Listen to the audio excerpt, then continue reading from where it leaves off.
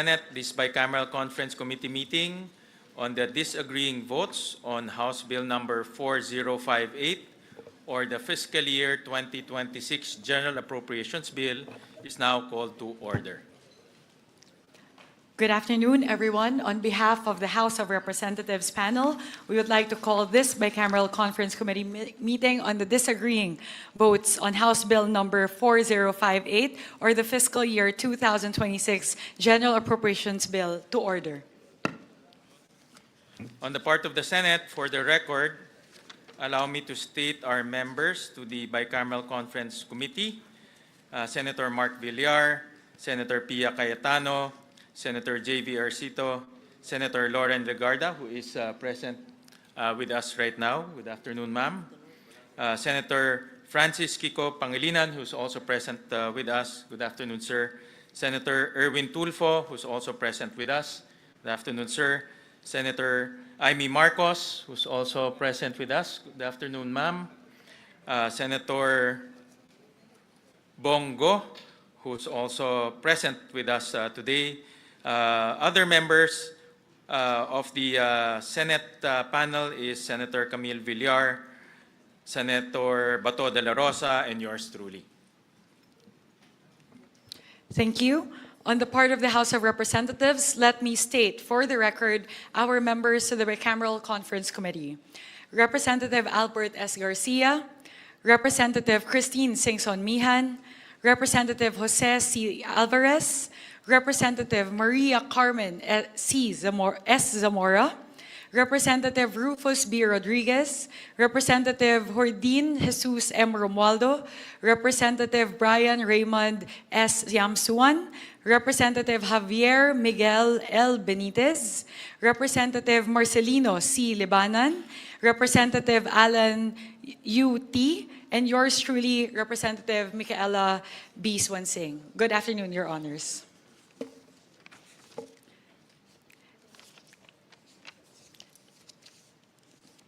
With the permission of the chairperson, allow me to give my brief opening statement. To the esteemed conferees of this bicameral conference committee on the disagreeing votes on House Bill number 4058, my colleagues from the Senate Committee on Finance, and our counterparts from the House of Representatives Committee on Appropriations. It is my distinct honor to welcome you to this bicameral conference committee meeting.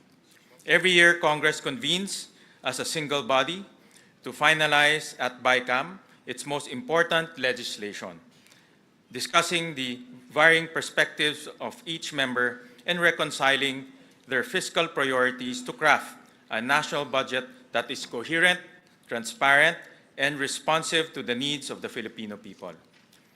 This year finds us in extraordinary times. The 2026 national budget is being deliberated upon as the nation grapples with the corruption revealed in the flood control scandal. Public trust in our government institution has been shaken. And so it is imperative that we do everything we can to repair our social contract with the people we have sworn to serve. In response to this call, each chamber has demonstrated its serious and consensuous commitment to meet the people's demand for transparency. The Senate, in fulfillment of Senate Concurrent Resolution number 4, has made publicly accessible documents relating to the national budget all in digital format through a centralized Senate Budget Transparency Portal. And today, for the first time in history, the bicameral conference committee meeting on the 2026 national budget is live streamed. This is a recognition that the Filipino people are the ultimate stakeholders of every peso contained within every national budget. And as such, they have the right to know exactly where their taxes go. As we go to the BICAM proper, this meeting will seek to operationalize a procedure governing the initiation and passage of all appropriations bills pursuant to Article 6, Section 24 of the 1987 Constitution. This provision mandates that all appropriation revenue, or tariff bills, authorizing increase of public debt, bills of local application, and private bills shall originate exclusively in the House of Representatives. The same provision expressly empowers the Senate to propose or concur with amendments. This BICAM will be a parallel execution of this procedure by presenting the 2026 General Appropriations Bill as passed by the House of Representatives on third reading and deliberating on the proposed amendments of the Senate as passed on third reading to decide on the disagreeing appropriations. It is my deepest hope and prayer that through us, your conferees, each chamber will be able to fulfill its constitutional role. Hindi lamang upang mapanatili ang integridad ng sistema ng legislatura, kundi upang matiyak na ang pambansang budget na ito, ang kalooban at kapangyarihan ng sambayanang Pilipino ang mananaig. Sa ating pagpupulong sa araw na ito, pagtibayin pa natin ang prinsipyong nagbigay buhay sa ating republika at sa ligang batas. Ang paniniwala na lahat hindi pagkakaunawaan ay nabibigyan ng liwanag sa pamamagitan ng mahinahong diskusyon, bukas na pag-uusap at pagkakaisa. I know that as we review the varying fiscal and development priorities, we will be guided by the values of fairness, service, and justice. Pakinggan natin ang bawat pananaw ng may paggalang sa isa't isa. Alalahanin natin na ang budget na ating ipapasa ay huhubog sa buhay ng milyong-milyong mga Pilipino na sa susunod na taon. Panatilihin nating malawak ang ating pananaw lampas sa mga suliranin ng kasalukuyan tungo sa isang mapayapa at masaganang kinabukasan para sa ating mga kababayan. Siguraduhin natin na ang pambansang budget para sa taong 2026 ay magsisilbing daan sa pag-angat ng buhay ng bawat Pilipino. Ipakita natin sa kanila na hindi lang katang-isip ang isang gobyernong matino, bukas at kumikilos ng tama. Patunayan nating lahat na hindi natin pababayaan ang kanilang mga pangarap. Maraming salamat. Magandang hapon po. Mr. Chair, with your permission, I will also deliver a brief opening remark on the part of the conferees of the House of Representatives. Honorable members of the House and Senate panels, distinguished colleagues in public service, members of the media who are with us here in PICC, and to our countrymen closely watching this historic day, good afternoon. We are here today not only to address the disagreeing provisions of fiscal year 2026 General Appropriations Bill, or House Bill number 4508, but also to continue a series of structural reforms that place transparency, accountability, and public participation at the center of our budget process. We started by abolishing the small committee and establishing the first ever Budget Amendments Review Subcommittee, or the BARC. The BARC's over 20 hours of deliberations on institutional amendments were live streamed, and all amendments approved were shown line by line. Moreover, all committee hearings and plenary deliberations were live streamed. We enhanced engagement with civil society organizations and conducted the first ever People's Budget Review.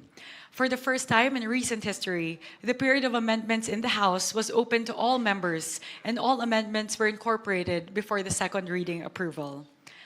Ang makasaysayang araw na ito, ang pinakaunang araw sa kasaysayan na bubuksan sa publiko ang BICAM, ay sumasalamin po sa paninindigan ng Kongreso na tanggalin ang tabing sa usaping budget at talagang ipakita kung saan napupunta ang bawat piso ng buwis mula sa dugo at pawis ng bawat Pilipino. This is the actualization of the House's commitment since August, even before the budget deliberation started, to open and live stream the Bicameral Conference Committee proceedings. And this is something the House and the Senate leadership have strongly advocated for jointly over the last few months. I would like to discuss key highlights of the House version of the GAB that the House panel puts forth to this Bicameral Conference Committee.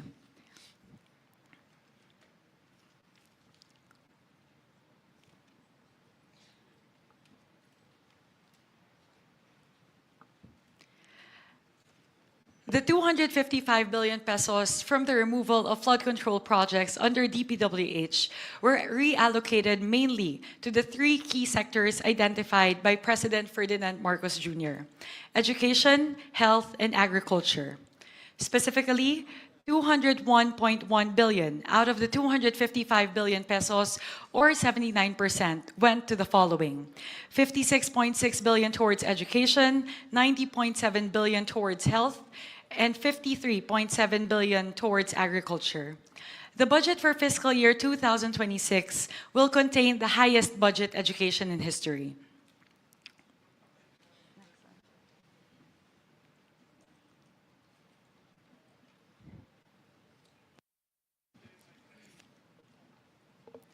With the 56.6 billion pesos added by the House of Representatives, the total budget for the education sector will be 1.28 trillion pesos, which translates to 4.1% of GDP.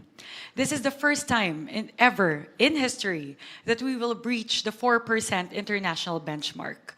Of this, 56.64 billion pesos, with the 35.1 billion added by the House, the budget for the Basic Education Facilities Program will increase to 63.2 billion pesos. This amount translates to around 25,200 new and rehabilitated classrooms in 2026, or 63% of the 40,000 classrooms envisioned by the President to be built and rehabilitated by 2028. Next, fiscal year 2026 will be the first year that we will be able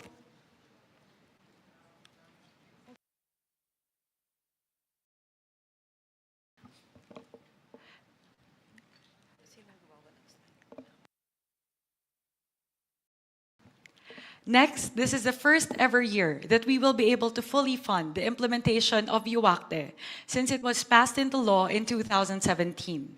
With the 4.48 billion pesos added by the House and the House special provision enabling the use of the 7.82 billion pesos from the Higher Education Development Fund, we will be able to fully fund the 12.3 billion peso deficiency to 113 SUCs in fiscal year 2026. This is something that the SUCs have been clamoring for the past 6 years.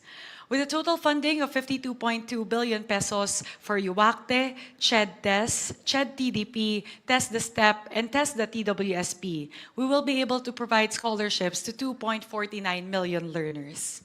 Next, under the health cluster, with the 90 billion pesos added by the House, the total health sector budget increased to 411.2 billion pesos. With the 60 billion pesos added by the House, the total subsidy for PhilHealth increases to 113 billion pesos, geared towards the improvement of benefits. With the 25 billion added by the House, the total for MAIFIP increases to 49.2 billion pesos to actualize the directive of President Ferdinand Marcos Jr. to provide zero balance billing for indigent patients in government hospitals.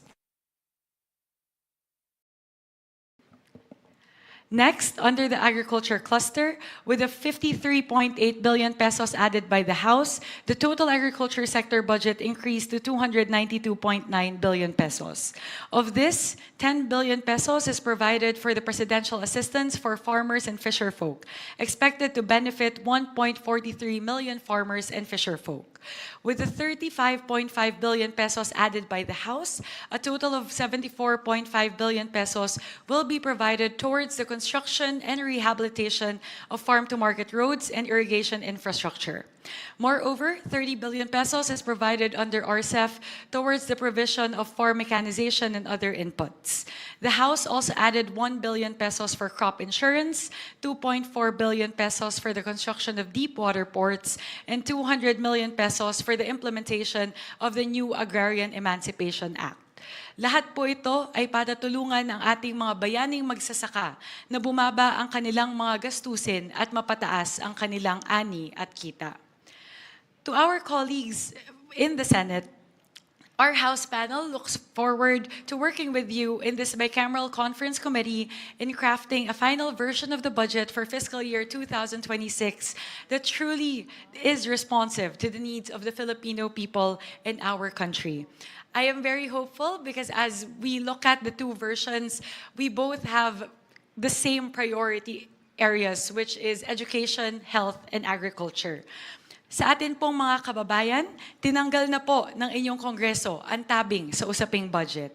Ginawa po ng inyong Kongreso ang lahat para siguraduhin na ang budget ay transparent, malinis at may sapat na safeguards para siguraduhin hindi ito maaaring maabuso. Pinapangako po ng inyong Kongreso na ang budget para sa taong 2026 ay mararamdaman ng bawat Pilipino. Na ito ay tunay na tumutugon sa pangangailangan ng ating mga kababayan at ng ating bansa. Na ito ay isang budget na inyong mapagkakatiwalaan. Maraming salamat po para sa Diyos at Bayan. Maraming salamat, Chairperson Mika, at natutuwa ho ako at kami dahil yung tema ng budget ng Senado ay halos kalintulad na rin o tingin ko parehong-pareho na rin sa tema rin ng budget ng House of Representatives. Kami rin po, binigyan ho namin ng malaking atensyon ang sektor ng edukasyon, malaking atensyon ang sektor ng public health at agriculture. At makikita ho natin mamaya sa mga detalye na itong tatlong sektor na ito ay nabibigyan ngayon ng malaking pahalaga para maramdaman ng ating mga kababayan ang tunay na serbisyo ng gobyerno.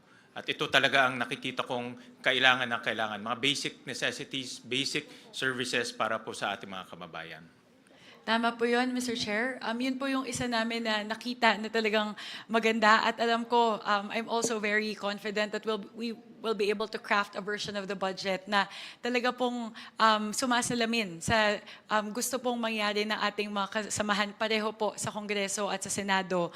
Dahil alam ko naman po, yun na rin po yung sinabi sa atin ng ating Pangulong Ferdinand Marcos Jr. noong SONA na sana mabigyan ng prioridad ang human capital development patungkol po sa edukasyon, agrikultura at kalusugan. Kaya makikita naman po natin pareho sa version ng House of Representatives at na Senado na ang pinakamalaki, ang bulto po na ang pondo ng ating gobyerno ay atin pong ilalaan para po sa tatlong mahahalagang sektor na ito. So, mamaya po, hihimayin po natin yan, Senwin. Alam po natin yan na hihimayin po natin lahat ng mga items patungkol po sa edukasyon, agrikultura at kalusugan.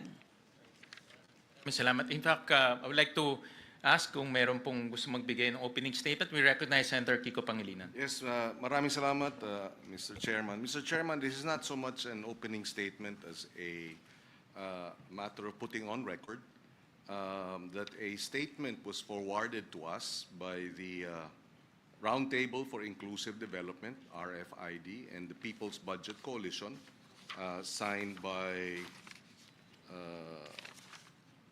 Bishop of Caloocan, Pablo Virgilio Cardinal David, Ramon Del Rosario of the Roundtable for Inclusive Development, Kenneth Abante, co-convener of People's Budget Coalition, and Bendanya Hyacinth Nacario Bendanya, coordinator of the People's Budget Coalition. May we request the chairman of the Senate panel to provide all members of the Bicameral Conference Committee a copy of their statement, and that hopefully we will be guided and perhaps an initial response, because I forwarded this statement to the chairman of the Senate panel the other day.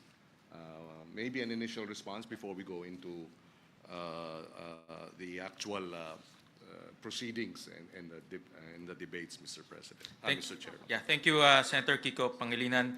Yes, indeed, you forwarded to the committee a letter from the RFID group and the People's Budget Coalition. And in this letter, meron ho silang 7 items na recommendation ho sa Bicameral Conference Committee and both the Senate and the House of Representatives on how to improve transparency in the budget deliberation. And I made the checklist. Actually, I showed you the checklist. Out of the 7 recommendations, 4 have been fulfilled by the House of Representatives and also the Senate. For example po, all of the documents pertaining to the budget deliberations from the start, ibig sabihin ho, pag-submit pa lang sa Kongreso ng NEP, approval ng GAB, at pati yung Senate version, lahat ho ito naka-upload na ho sa website. No? Dati ho hindi ginagawa yon, ngayon naka-upload ho sa website. So pwede na ho ng ating mga kababayan makita yan in real time. So 4 out of the 7 ay na-fulfill. The rest actually, yung tatlo ho ay hindi natin ma-fulfill dahil yung isa, ang recommendation nila, nandito yung mga ahensya. No? Sa Bicameral Conference Committee, alam naman ho natin na it's both the House and the Senate ang composition ng BICAM, hindi po yung mga ahensya. But we're happy to work with them to further improve the process. Like what Congresswoman Mika mentioned earlier, na first time to in history. So marami pa ho tayong pwedeng gawin para ma-improve yung transparency process ng budget deliberation. And we're very open and we welcome suggestions, especially from our constituents. Thank you, Mr. Chairman. I just wanted to stress that napakahalaga ng people's participation, citizens' participation in our government deliberations and discussions. And that's why I placed this on record, and that's why I would like all members of the Bicameral Conference Committee to be given copies. Mas maganda at mas maayos ang transparency pagka ang mamamayan mismo ay we engage with citizens groups and organizations in the deliberation of the 2026 budget. Maraming salamat, Mr. Chairman. Maraming salamat, Senator Kiko, for that intervention. Mr. Chair, if we may, on the Yeah. part of the House, Okay. thank you for acknowledging, Chair Win, with regard to the transparency measures that we've already done in the House. It's the same checklist po, right? The 7 items that were mentioned here. So as we mentioned, like all the amendments, we will make sure that it's very transparent as to who will advocate for them. We've done that during the BARC, even during the period of amendments of the House. Ngayon din po makikita natin line by line lahat. So bukas po lahat ng mga amyenda.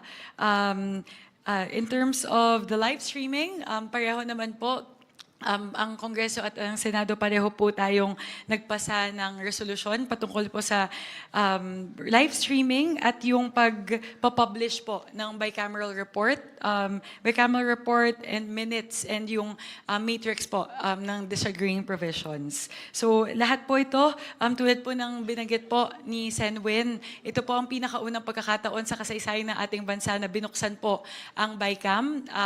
We are adopting as we go, and we hope to improve the process as we go along in the succeeding budget cycles. Pero nagpapasalamat po kami sa ating po mga kaibigan sa civil society organizations na ating pong naging katuwang sa paglilinang po, pagpapaganda lalo ng ating proseso sa kahabaan po ng budget deliberations. Maraming salamat. Senator Erwin Tulfo? So just be quick, Mr. Chair. This representation firmly believes that our collective focus must be education and health. And I believe this is the first time the twin foundations of long-term national development, these are not optional expenditures, Mr. Chair. They're strategic investments that determine whether our people merely survive or truly thrive. In education, for example, we are confronted with learning poverty, overcrowded classrooms, underpaid teachers, and a generation struggling to recover from years of disruption. Adequate funding for classrooms, teachers' welfare, digital learning tools, and student support is essential if we are serious about building a competitive, innovative, and resilient nation. In health, the lessons of recent years remain painfully clear, Mr. Chair. Our hospital remains overstretched, our health workers undersupported, and access to quality care remains unequal, especially in rural and far-flung communities. Strengthening primary care, public hospitals, disease prevention, and mental health service must be at the core of this budget if we are to protect both lives and livelihoods. At the same time, we must speak also, Mr. Chair and my fellow members, candidly about infrastructure spending, particularly in flood control projects. While infrastructure has a role in development, we cannot ignore the reality that some projects have failed to deliver protection to our communities and, worse, have been tainted by allegations of misuse and pocketing of public funds. Every peso lost to corruption is a classroom not built, hospital bed not provided, and a life put at risk. This bicameral conference is our opportunity to correct course, to realign resources towards sectors that directly uplift our people, to ensure transparency and accountability, and to restore public trust in the budgeting process. Let us be guided, dear colleagues, not by political convenience, but by conscience. Let us craft a 2026 national budget that places the Filipino learner and the Filipino patient at the center, and that proves this Congress is capable of choosing people over pork and progress over plunder. Thank you, Mr. Chair, and I look forward to a principled and productive deliberation. Maraming salamat, Senator Erwin, for those reminders. Any conferee who want to give Senator Amy Marcos? Yes, maraming salamat sa dalawang chair natin. At maliwanagan lang sana ang minorya.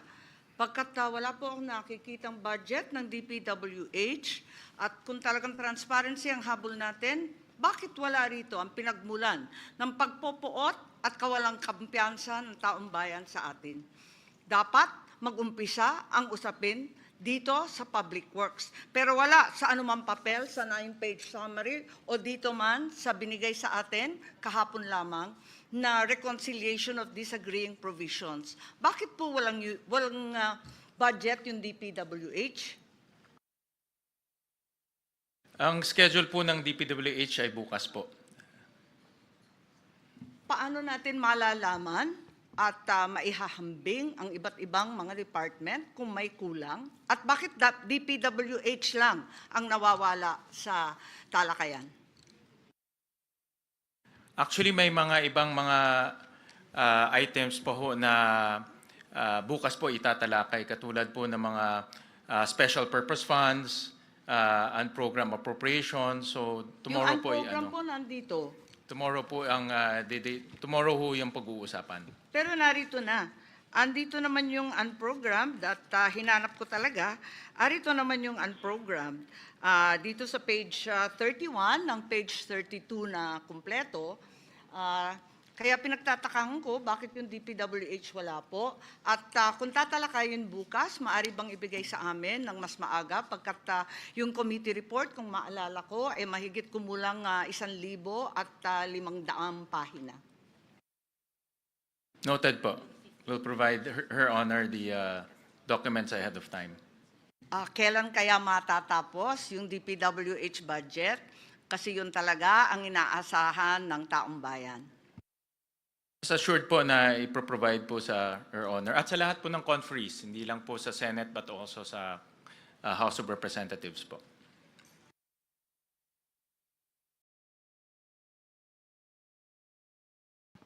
I would like to acknowledge on the part of the House, Representative Rufus Rodriguez for a manifestation. Thank you, Madam Chair.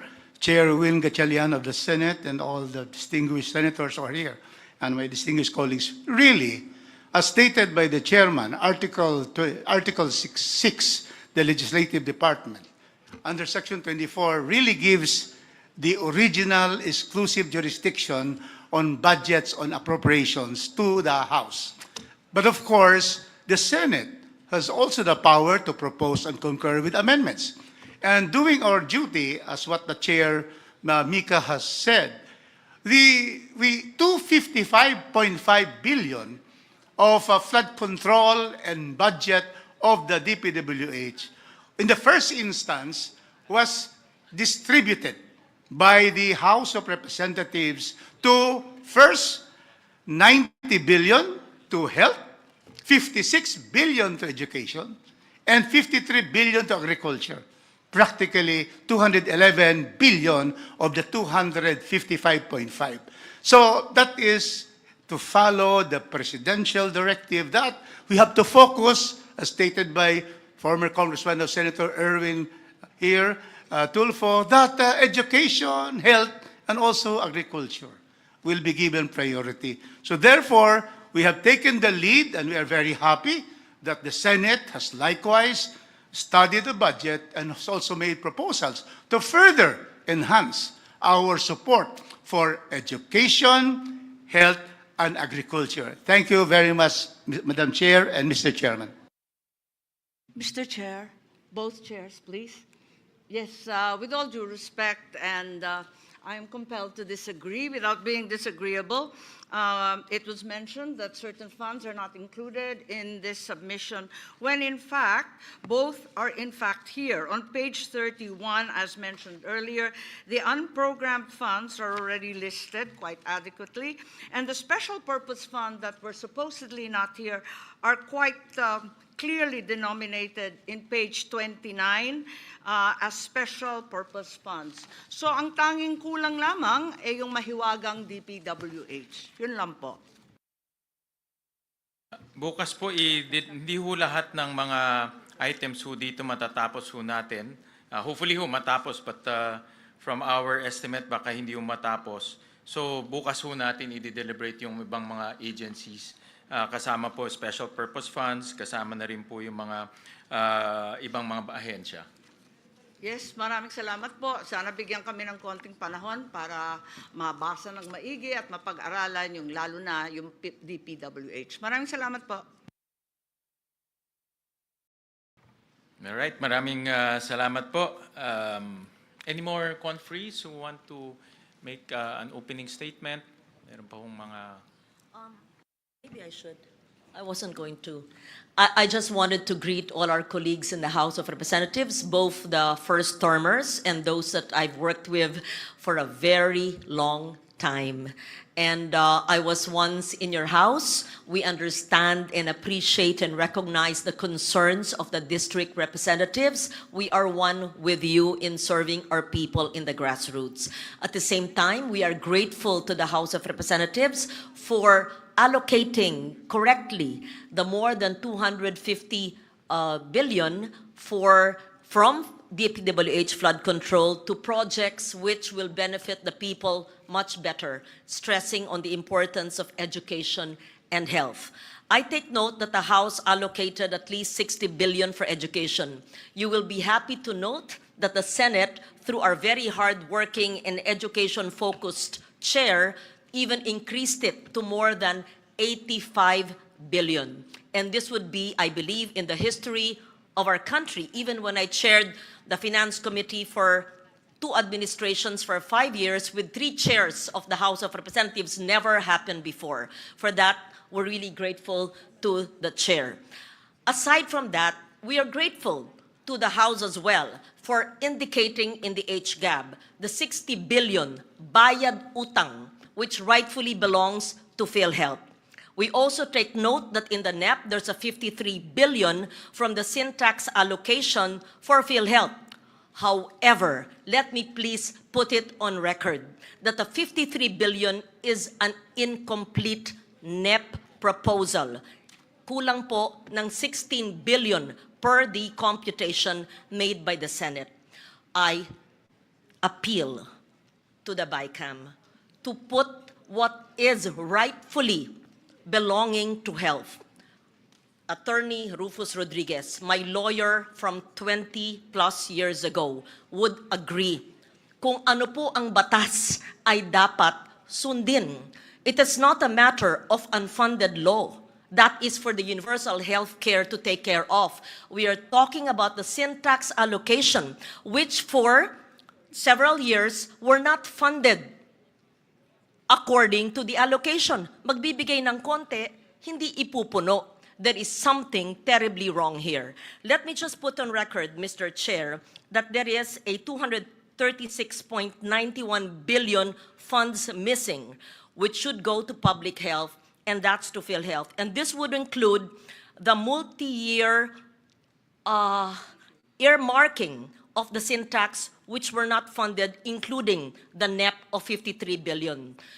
We also take note that the 2025 GAA did not have the syntax allocation, which miraculously disappeared in the GAA. We, both houses of Congress, owe that to the Filipino people. Having said that, I will discuss this further when the Health Department is brought on the floor. But let me state our appreciation for restoring in the HGAB the bayad utang when the DOF took out the PhilHealth 60 billion and returned it. Let me just state also later when we discussed the PhilHealth and the health budget that it was returned in the HGAB, and Congress was the one that enumerated the possible utilization of the funds.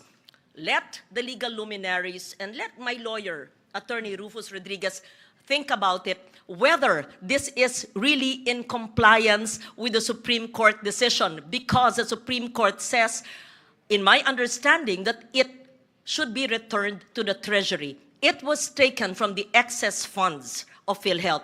It was not taken with enumeration of the utilization of the funds. I put that on the table. I will leave it to the body to decide. Thank you, Mr. Chair. Mr. Chair? Madam Chair? I would like to recognize our Senior Vice Chairperson, also the sponsor of the Department of Health, Representative Albert Garcia. Maraming salamat, Madam Chair, Mr. Chair, Senator Win, sa ating mga fellow conferees from the House and the Senate. Magandang hapon po sa ating lahat. Tama po yung sinabi ni Senator Loren na binalik na po o ibabalik na po ang 60 billion sa PhilHealth nung nawala nung 2025 budget. And this was discussed during the DOH defense, which I did in the House of Representatives. At isa po sa nagtanong nung defense ay walang iba kundi yung ating chair regarding the budget of PhilHealth and DOH na kung lalagyan po natin ng mas malaking budget, which they deserve at under the law, karapat-dapat po para sa ating beneficiaries, dapat lang in-emphasize ng ating chair na i-expand pa nila yung kanilang package. Kasi right now, alam po natin what's happening on the ground na very limited po or a small percentage of the hospital bill or yung coverage ng PhilHealth ang na-charge sa kanila. And our constituents, mga kababayan po natin, have to shoulder a huge part of their hospital bill or healthcare bill. So we are in agreement sa House and the Senate na talagang by law, dapat madagdagan pa yung kanilang budget, pero dapat makita nila yung kanilang responsibilidad na bilisan pa nila ang pag-expand ng mga package para agarang maramdaman ng ating mga kababayan. Of course, for now, dahil hindi pa ho ayos yung sistema ng universal healthcare, malaking tulong po yung MyFIP. Dahil part of the hospital bill or healthcare expense ay na-charge natin doon.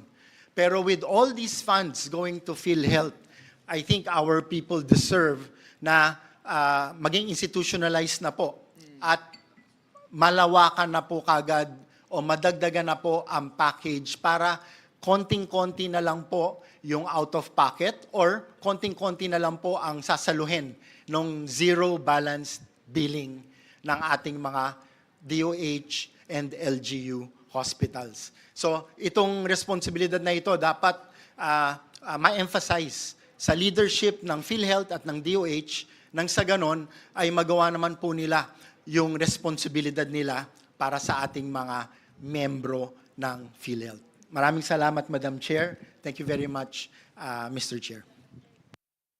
Maraming salamat po. Senator Go? Good afternoon. As you all know, I had my reservations on the BICAM report for the 2025 budget. In fact, I did not sign the BICAM report last year.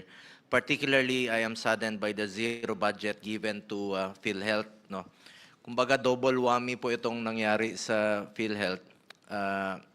Alam ko po yan dahil 2024, nagkaroon po ako ng 14 hearings including health emergency allowances ng mga healthcare workers. At doon natin nakita na kulang talaga yung counterpart ng PhilHealth sa kanilang mga pasyente. Tama yung sinabi mo kanina, napakaliit pa ng case rates nila. In fact, nung nagkagulo na, nung Disyembre, nagkaroon 2024, nagkaroon sila ng board meeting, tinaasan nila sa ilang araw lang ng board meeting, tinaasan nila yung case rates.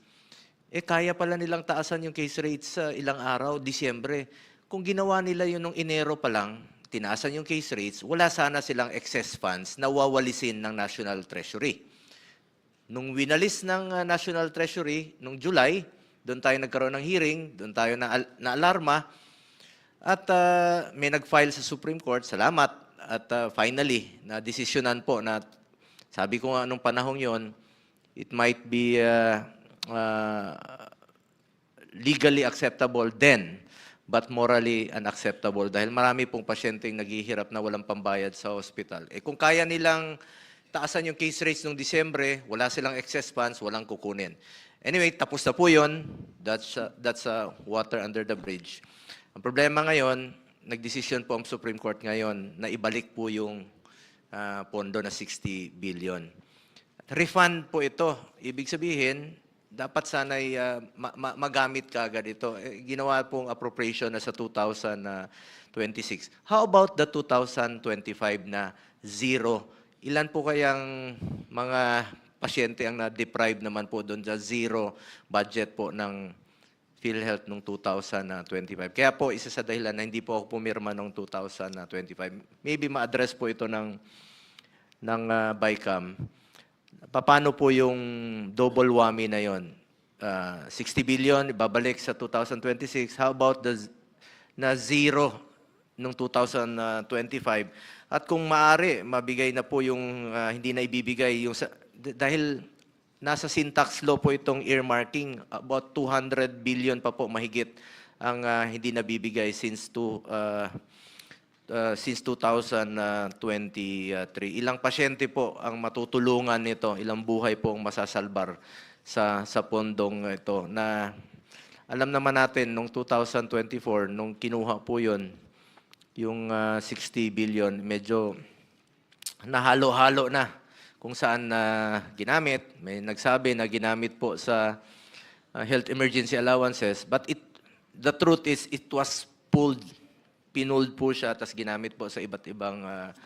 kaya isa po ito sa dahilan na hindi talaga ako pumirma noong 2025. Dahil ang sakit na zero mo yung PhilHealth. Pinaglaban nga natin na huwag kunin yung excess funds ng PhilHealth. Hindi naman excess yun eh.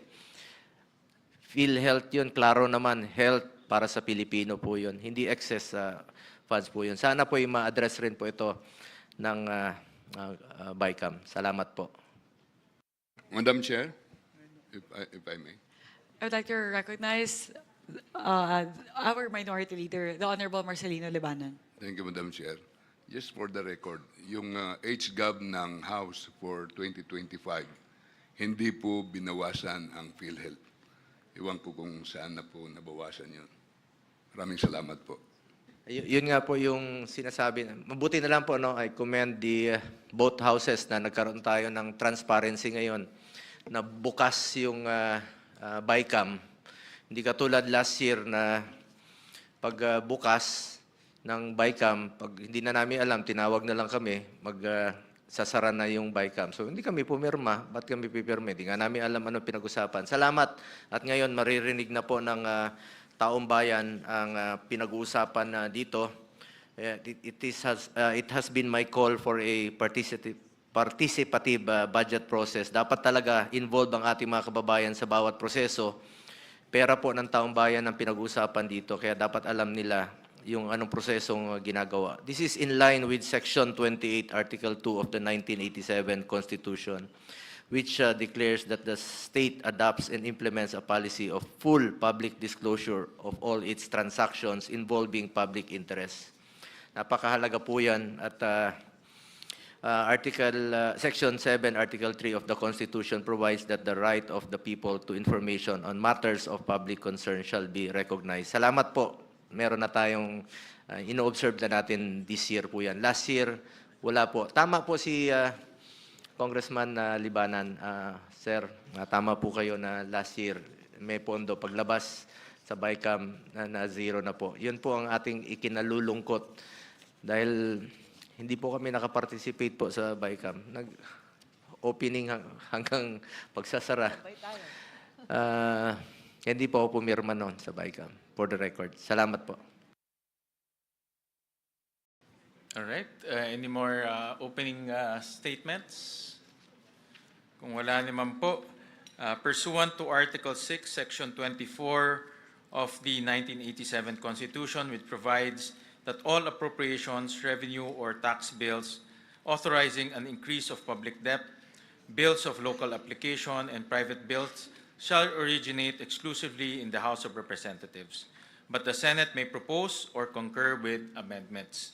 The House Bill number 4058, as approved by the House of Representatives, will be used and flashed on the screen as the base bill. Consistent with our observed practice and in accordance with this constitutional provision, the Senate made its amendments directly to the House bill. The House of Representatives has been provided with the amendments to House Bill number 4058 as approved by the Senate on third reading. Electronic copies were transmitted on December 9, 2025, and hard copies were delivered on December 11, 2025. To maintain an orderly discussion, we will tackle the budget on a department/agency basis. We request that interventions be made at the appropriate time as each agency is called. And if may I suggest to Congresswoman Mika, I heard in her opening statement that the House had made significant improvements to the National Expenditure Program. It's good to highlight those improvements so that our constituents can see the efforts and the interventions that the House of Representatives made to the different departments in order to make the budget more efficient and also improve the delivery of services.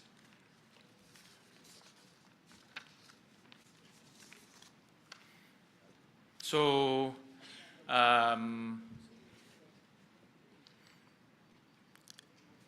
we will flash on the screen the General Appropriations Bill.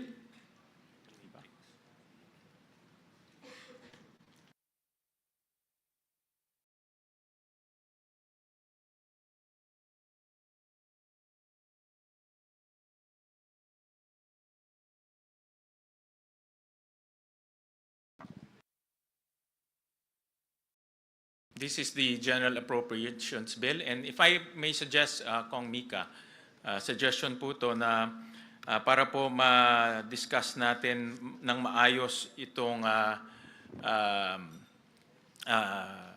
line-by-line amendments, ang suggestion ko po, umpisahan ho natin sa mga improvements na ginawa po ng House sa National Expenditure Program para makita naman po ng taong bayan yung kanina pong i-finlash ho ninyo na improvements in the different departments. And I suggest we start off with the education sector kasi yan po yung ating common direction, no, for the two chambers.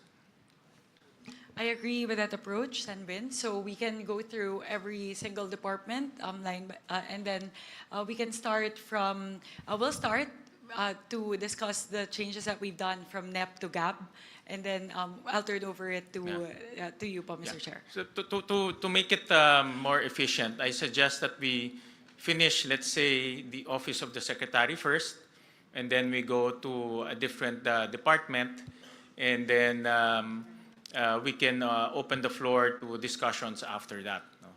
So para po orderly po yung discussions, pwede pong umpisahan ho natin sa mga iba't ibang departamento at iba't ibang opisina sa ilalim po ng departamento na yon. No? So unahin ho natin, I'll turn over first the floor to you, Congresswoman Mika, and after you, will propose the changes from the Senate. And if there are any questions, we can open the floor po. Senwin, I'll just request for 1 minute to open my files. It seems like the internet connectivity in the room is a little bit slow, so I'm unable to open some of the files. I request for a quick 1 minute lang po, just to open the files.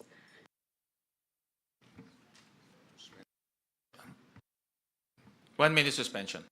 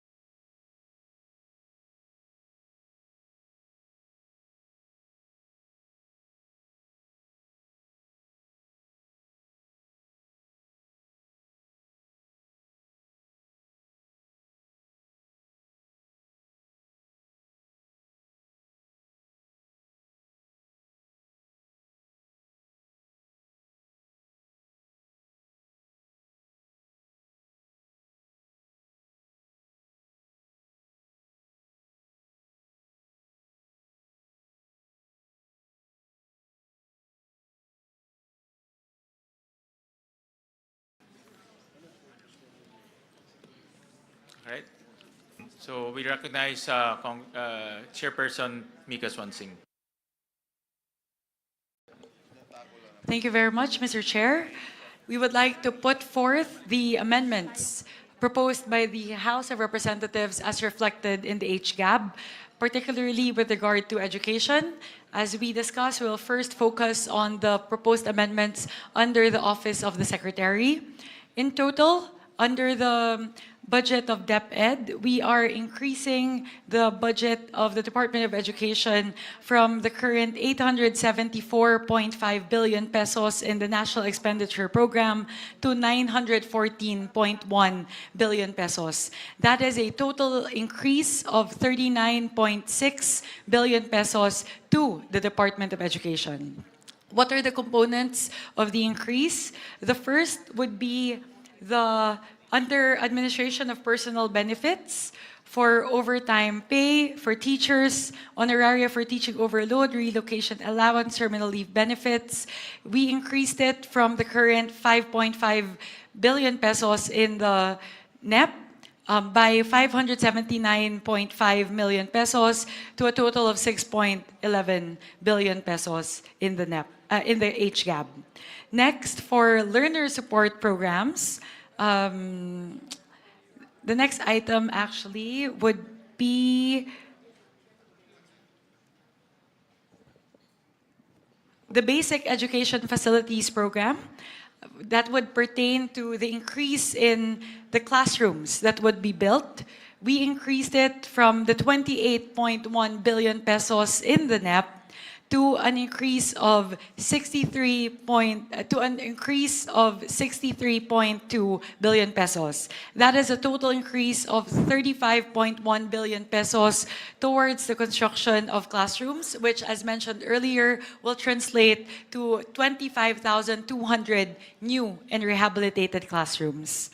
Next would be the textbooks and other instructional materials. From the 11.2 billion pesos in the NEP, we propose to increase it by 50 million pesos to 11.2 billion pesos in the HGAB. Next would be under the basic education curriculum, and this pertains to improving services. This is actually in relation to ARAL, the tutoring program of ARAL. From the current 3.6 billion pesos in the NEP, we increase it by 984 million pesos to a total of 4.55 billion pesos. Under the flexible learning options, that being ADM, ALS, and EIE, we propose to increase it by 306 million pesos from 4.36 billion pesos in the NEP to 4.67 billion pesos in the HGAB.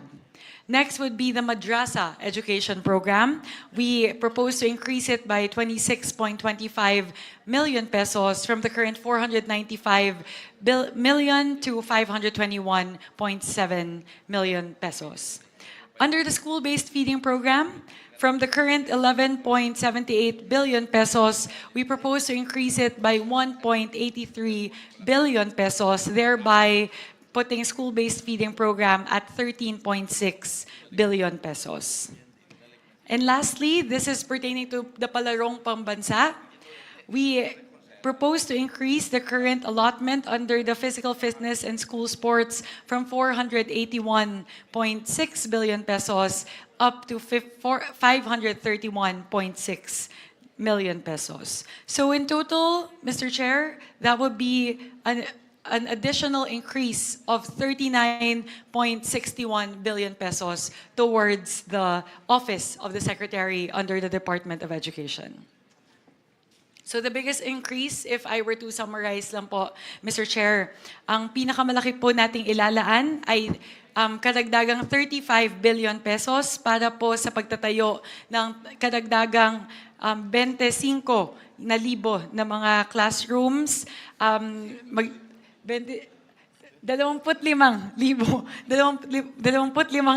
classrooms, at para po sa school-based feeding program. Magdadagdag po tayo ng 1.83 billion pesos para mas dumami po yung bilang ng araw na pwede po nating mapakain yung mga estudyante sa mga paaralan. Yun po, Mr. Chair, those are our main amendments pertaining to the Office of the Secretary. Maraming salamat, Congresswoman Mika. At maraming salamat po doon sa mga improvements at increases na ginawa ng House of Representatives sa National Expenditure Program. So on the part of the Senate, ito po yung mga proposals po ng Senate for the Department of Education, Office of the Secretary, to the amount of 958 billion pesos, and the composition of the Office of the Secretary is for administration of personal benefits, an amount of 8.4 billion pesos, learner support programs, an amount of 5,114 million pesos, child protection program, 89 million pesos, disaster preparedness and response, 3.772 billion pesos, policy research program, 2.343 billion pesos, basic education curriculum, 5.674 billion pesos, national literacy policy and programs, 105 million pesos, learning tools and equipment, 288 billion pesos, textbooks and other instructional materials,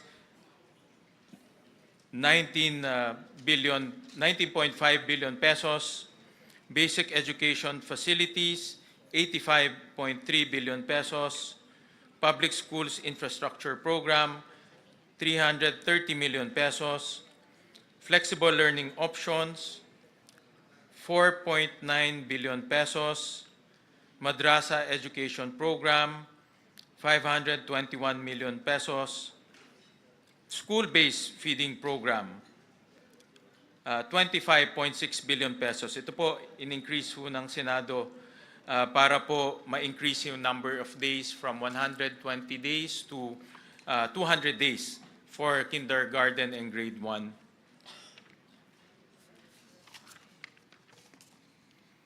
For government assistance and subsidies, 100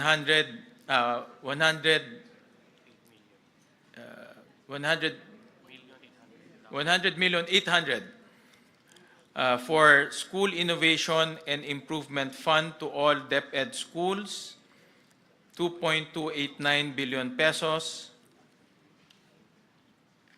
To human resource development and personnel in schools and learning centers, this is 4.6 billion pesos. Projects for learning, upgrade, support, and decentralization,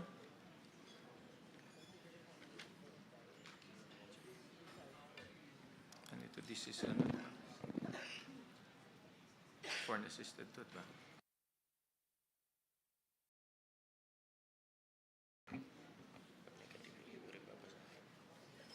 Ito no change ba ito?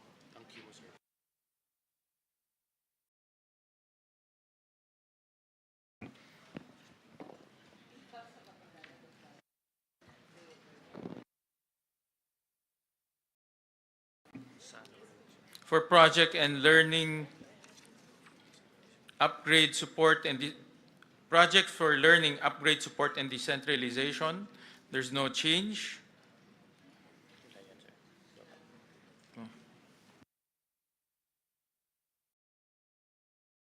For physical fitness and school sports, ito po yung palarong pambansa, 739 million pesos.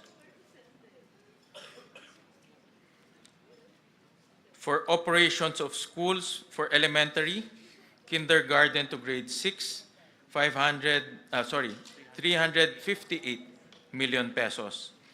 For operations of schools, junior high school, grade 7 to 10, 119 97 million pesos, billion pesos for operations of school, senior high school, grades 11 to 12, 69 billion pesos.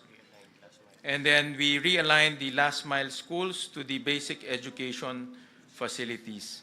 So those are the proposals of the Senate. Thank you very Any much, comments? Mr. Chair. Yeah. We'd like to open the floor for comments from the body. Both proposals have been put forth. Maybe a request for any comments from the conferees. Mr. Chair, Madam Chair. Go ahead, I Senator was just Erwin. wondering, saan po dito nakasama, kasi sa mga classrooms po natin yung mga electric fan, mukhang wala po dito. Saan po ba dito sa item na ito, mga upuan, ng mga sira-sira? Because nung last election, Mr. Chair, dito lang sa Quezon City, 50 yung estudyante, yung electric fan na dalawa lang, sara pa yung apat. Napakainit, so mga estudyante hindi nakakapag-focus. Will that fall under basic education facilities, Mr. Chair? Tama po, nasa loob po siya ng basic education facilities. I thought this is only for mga new classrooms. Kasama na rin po dyan yung mga accessories for classrooms. So, such as electric fans and then yung mga ika nga exhaust fans, Exhaust fans, desk. Chairs. desk, ilaw, kasama na rin po dyan. Thank you, Mr. Chair. Opo. Nasa special provision ho siya ng BEF, Mr. President. Any comments? Any questions? Any motion? Hindi ba? Yes. By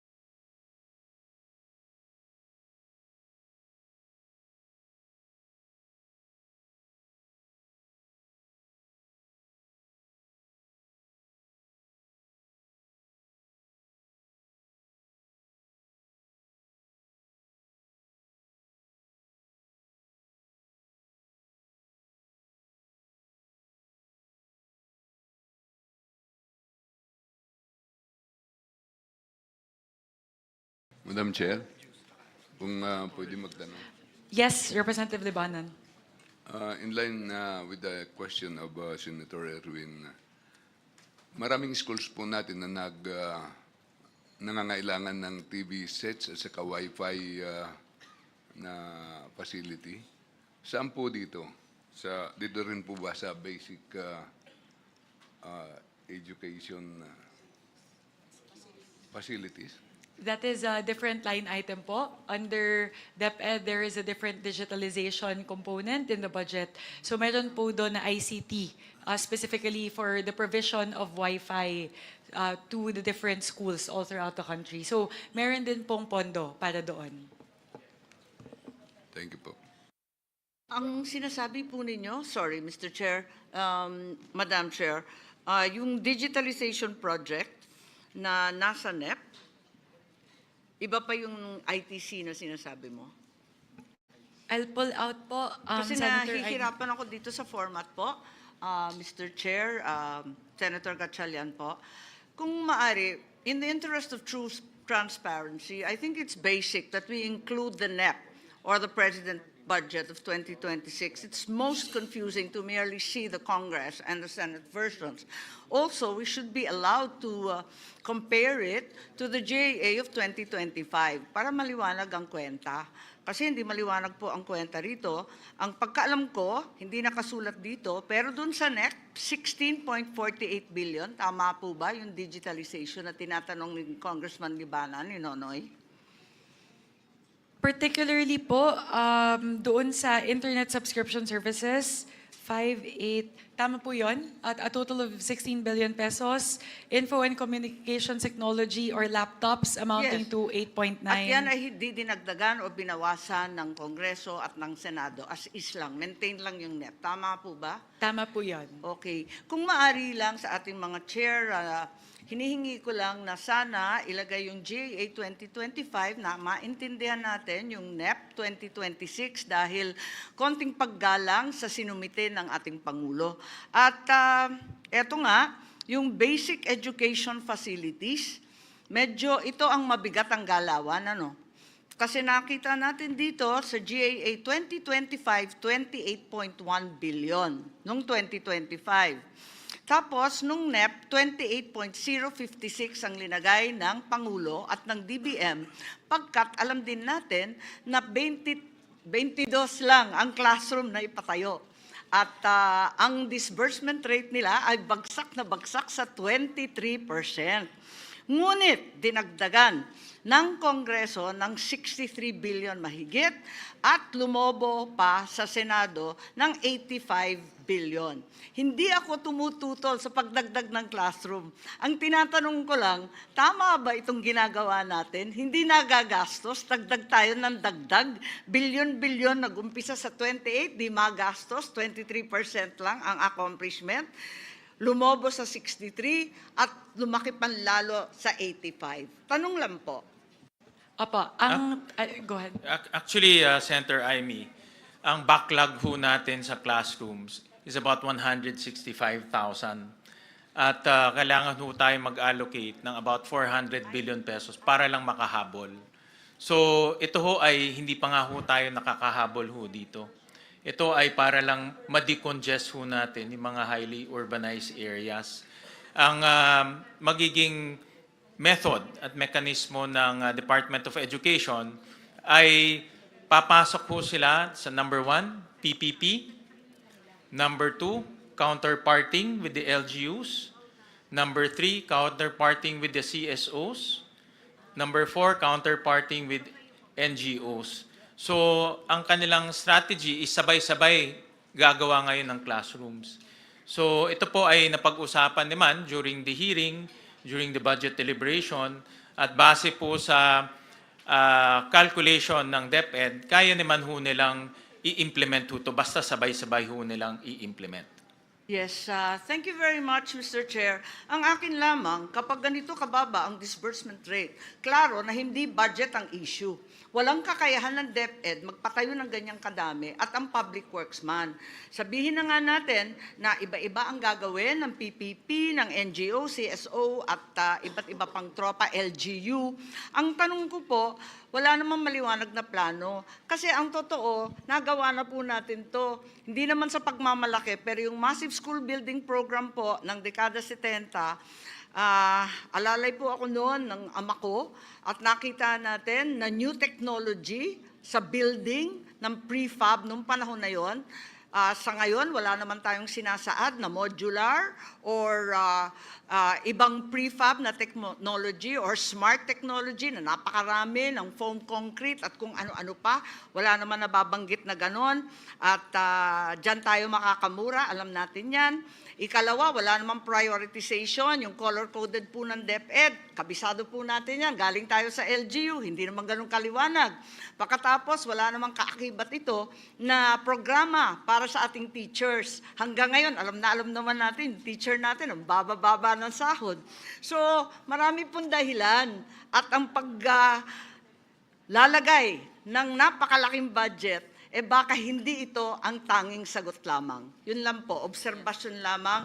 Ano ang absorption rate na totoo ng DepEd? Apakababa, nasa 23%. Actually, maraming salamat, Senator Amy, sa inyong mga komento.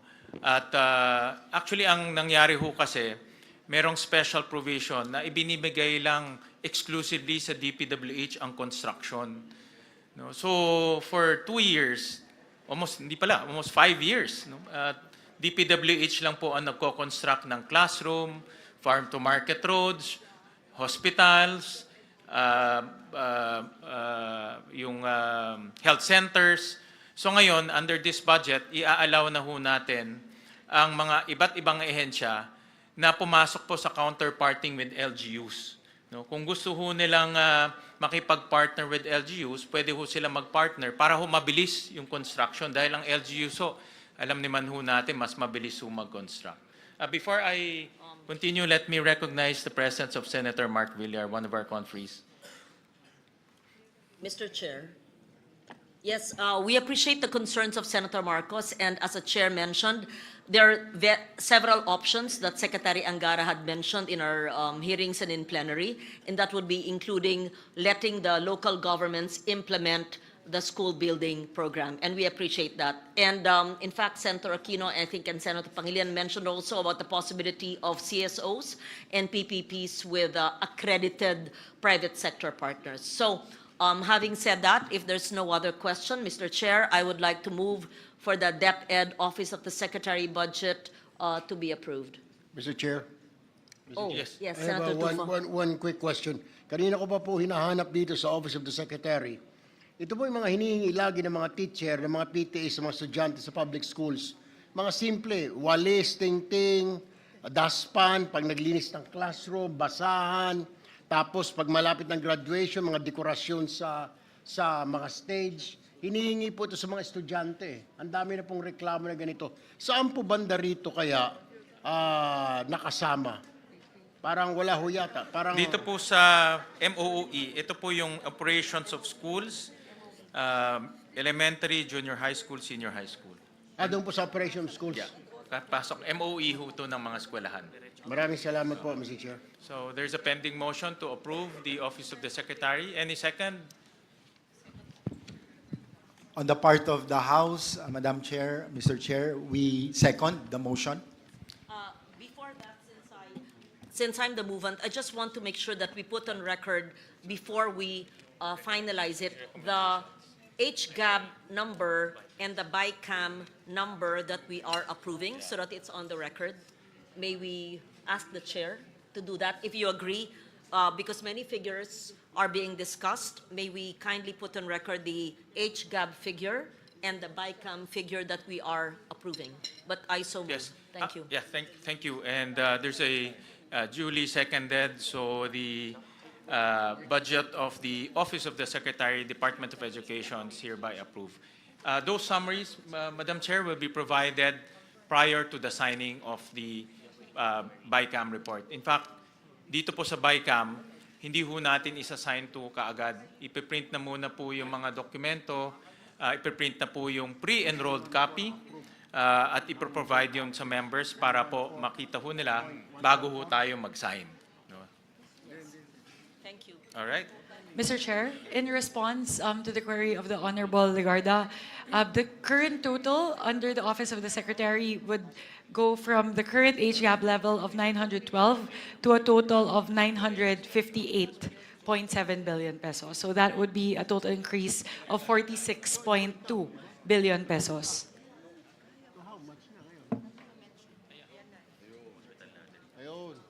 May I ask for 1 minute suspension, please? 1 minute suspension.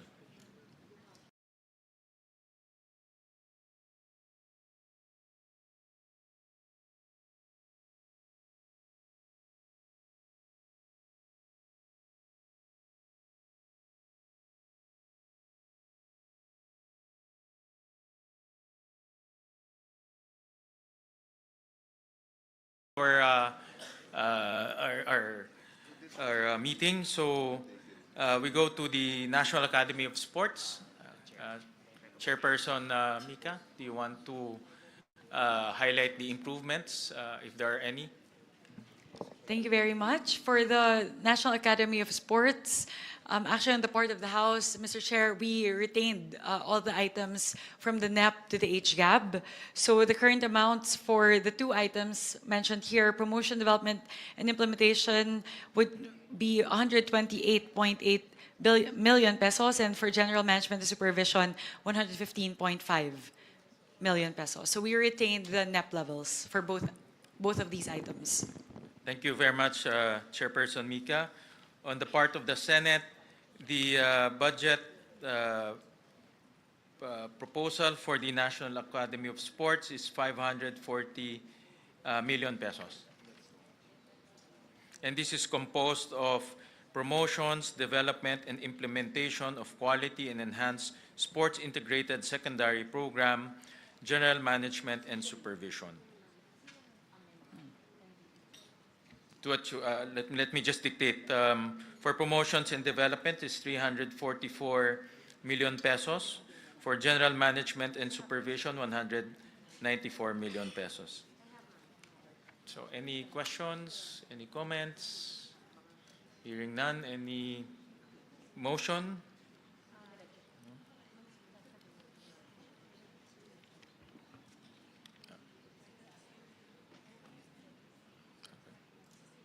Yeah.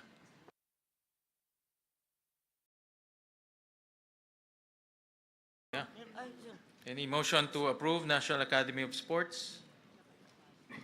I move to approve, Mr. Chair, the National Academy of Sports. Any second? Second. Duly seconded. The National Academy of Sports is hereby approved. The National Book Development Board,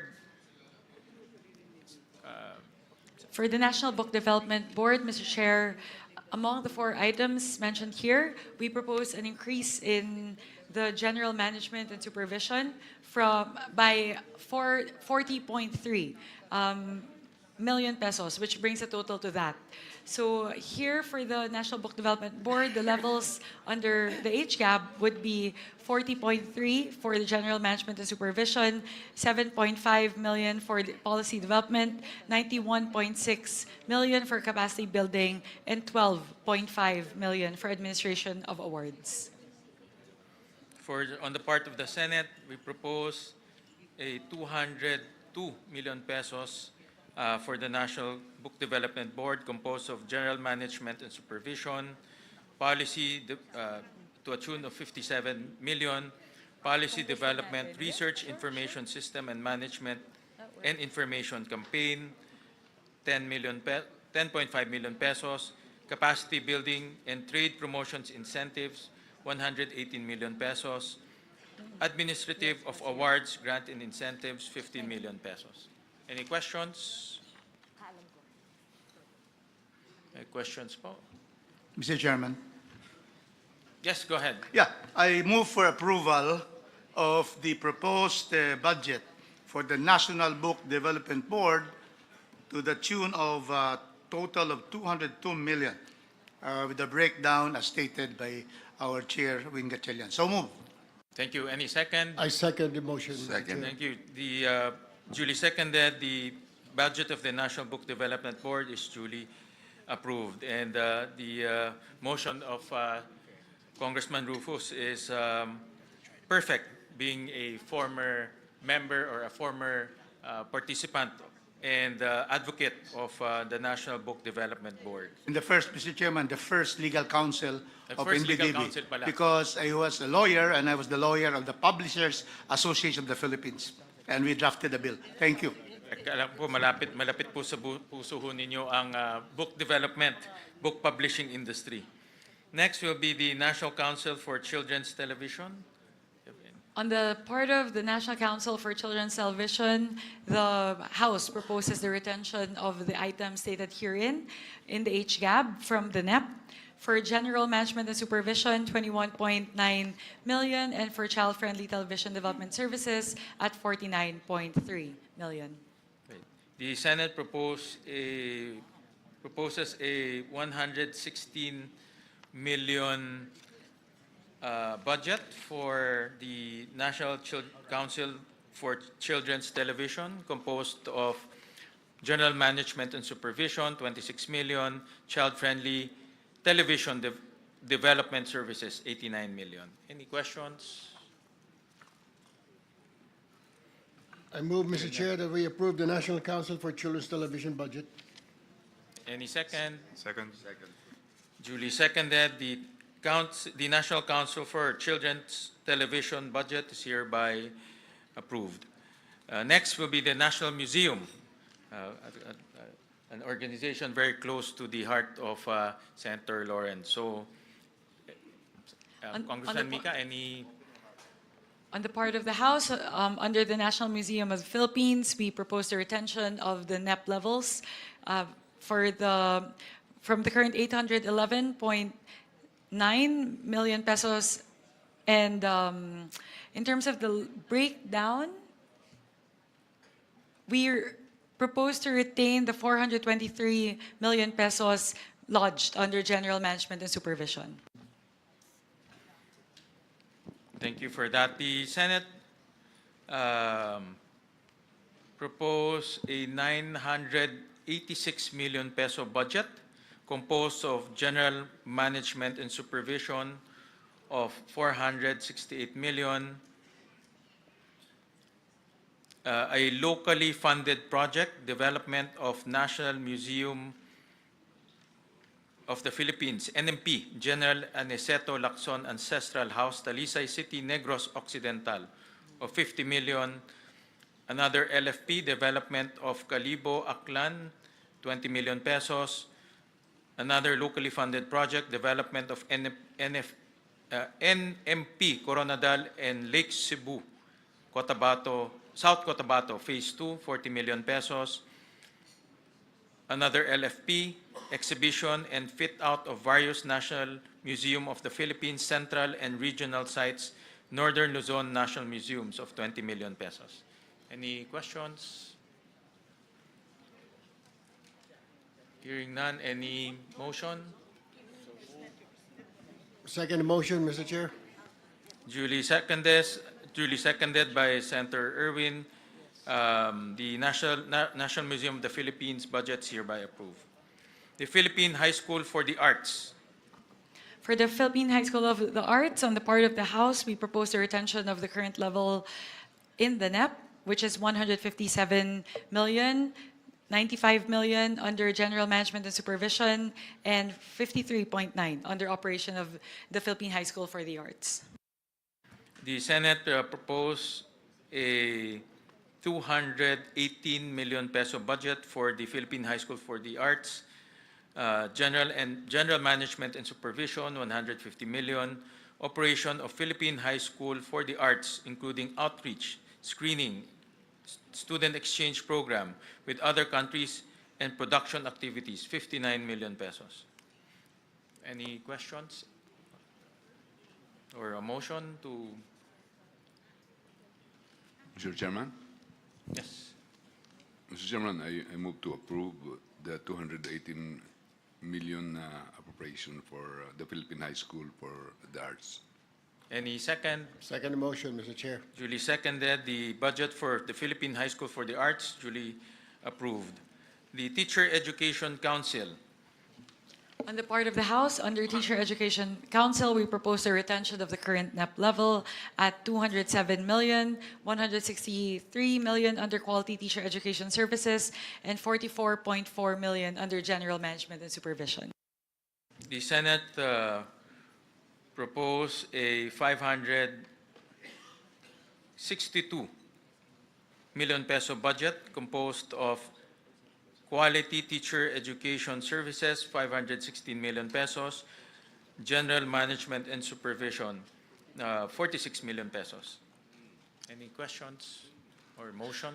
Mr. Chair, quick question lang po. Itong Quality Teachers Education Service, ito po ba ay kasama dun sa training ng mga teachers natin, further education, yung mga masteral nila? Because ang dami tayo mga teachers last year na naloko po dito sa Region 4B at saka sa Mindanao, nagkuha ng masteral, pero fake pala yung eskwelahan.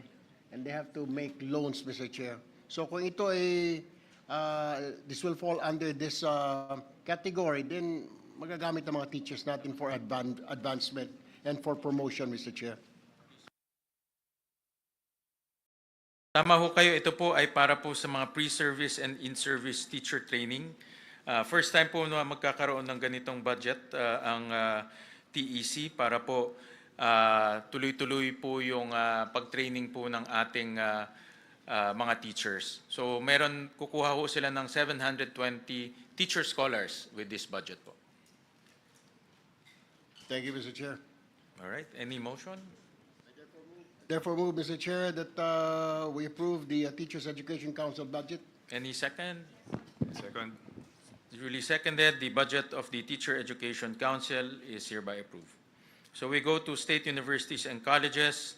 Before we move to that, Mr. Chair, if I may, I would just like to quickly summarize the increases siguro sa major items, just so the general public would be able to see how much we increased from the NEP levels po siguro, para mapakita po natin na talaga po totoo yung ating commitment na itaas po yung budget natin sa education. Siguro po, for the sake of expediency po, I'll focus only on the big ticket items. So under the Department of Education, the total increase would be 86.8 billion pesos from the NEP level, from 874.5 billion pesos in the NEP to a final number of 961.3 million. Siguro po yung pinakamalaki na lang po siguro na increases under the Basic Education Facilities Program, that would be a total increase of 57.3 billion pesos. So halos siguro po mahina na po na 35,000 classrooms po yung ating maipapagawa para po sa taong 2026. Maganda po yun kung maaalala po natin, ang binanggit po ng ating Pangulo nung kanyang SONA ay 40,000 pesos po yung target na maipatayo na classrooms by 2026. So dahil po sa atin pong inilaan na pondo para sa Basic Education Facilities Program para sa 2026. Halos kaya na po natin yung punan. Konti na lang po, matatamaan na po natin yung target natin na supposedly sa 2028 pa. Sunod po, under the textbooks and other instructional materials, we are increasing it by 8.3 billion pesos from the NEP level of 11.1 to the final number of 19.5. So malaki po yung papel na gagampanan nito para po mapunan na yung kakulangan po sa mga libro at mga kagamitan sa ating po mga paaralan. Pagdating po sa school-based feeding program, mula po atin pong magdadagdag po tayo ng 13.9 billion pesos mula po sa 11.7 billion sa NEP, paakyat po sa 25.7 billion pesos. I think, Mr. Chair, correct me if I'm wrong, that represents an increase from 120 days to 180 days para po sa ating mga estudyante. So ano po, maganda po yun kasi halos lahat na po ng araw na pumapasok sila, meron na pong feeding program para po sa kanila. Siguro, Mr. Chair, there are a lot of other items, but I'd just like to highlight the biggest increase, and that would be in terms of classrooms, in terms of textbooks, at saka pagdating po sa school-based feeding program. Mahalaga din po na ating po ipaalam sa ating mga kababayan na kahit ano pong programa sa Department of Education, hindi po tayo bumaba mula po sa NEP. Lahat po ng mga programa, itinaas po natin mula po sa level ng NEP. Kaya yun po, Mr. Chair, I just wanted to manifest that para po maipakita po natin na talagang totoo po yung sinasabi ng parehong Kongreso at ng Senado na talaga pong binibigyan po natin ng napakalaking prioridad ang edukasyon para sa budget sa 2026. Thank you, Mr. Chair. Yes, Mr. Chairperson, just to add, kaya natin dinagdagan from 120 days, actually to 200 days, dahil yun ang concern, 200. 200, no? 200, di ba? 200, oh. Dahil ang concern ng ating mga teachers ay bumabalik sa malnutrition at wasting pag hindi kumpleto yung number of days na yung feeding program. Therefore, nasasayang lang yung ginagastos dahil hindi matapos yung 120 days, bumabalik yung wasting. That's why it's 200. And therefore, hopefully, from here, moving forward, sana sa susunod na mga budget, maging universal na, hindi lamang doon sa mga malnourished, severely malnourished at wasting ng mga bata, kung hindi maging universal na itong free meals program para sa ating primary and up to junior high. But of course, that's a aspiration moving forward. But this is a welcome first step. Madam Chair, Yes, Representative Brian Ramsuan. I just would like to manifest na during the BARC hearing natin dun sa House, you suggested the increase of budget, especially dun sa mga kitchen facilities ng mga schools para dun sa feeding program.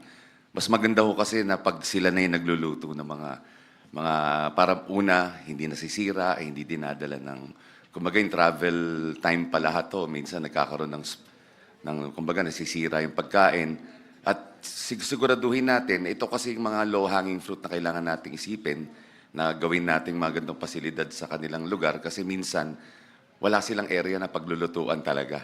At napakahalaga dahil willing naman po yung SPTA, very active dyan, yung mga parents, teachers, willing silang gumawa ng mga ganitong klaseng programa para sa atin. If we can encourage all the SPTAs all over the country to do the same and with an increased budget, I think, gaya na sinabi niyo, Senator Kiko, one step closer tayo dun sa dream na ma-achieve natin itong mga ganitong klaseng programa. Mr. Chairman, just to add very quickly, in the deliberations in the Senate with Secretary Sani Angara, he has also reassured us or assured us that he will cascade to the regions yung purchases ng feeding programs na ito. And we manifested during the debates that yung Sagip Saka Act, which is Republic Act 11321, wherein government can now buy directly sa farmers and fisherfolk organization na wala ng public bidding. So yung feeding program na madadagdagan ng 13 billion, no? Dapat, yes, yung milk feeding program plus yung actual feeding program sa ating primary schools, dapat a significant portion of the budget should be allocated for purchases directly sa mga local farming and fishing communities para sariwa ang pagkain at nakakatulong pa sa ating mga local producers, ang ating mga magsasaka, mangingisda, and therefore the local economy will also benefit. Maraming salamat, Senator Kiko. So we go to SUCs and state universities and colleges. We start with the University of the Philippines, the University of the Philippines System. Mr. Chair, I just wanted to ask about this because there are 113 SUCs. If we go through each one line by line, that would be at least 1,000, like 500 line items that we have to go through. So my recommendation po, Mr. Chair, if I may, since there are substantial changes in the UP system, we can take that up separately. But as to the rest of the SUCs, perhaps we can tackle it by region. Kasi po medyo 113 SUCs po ito.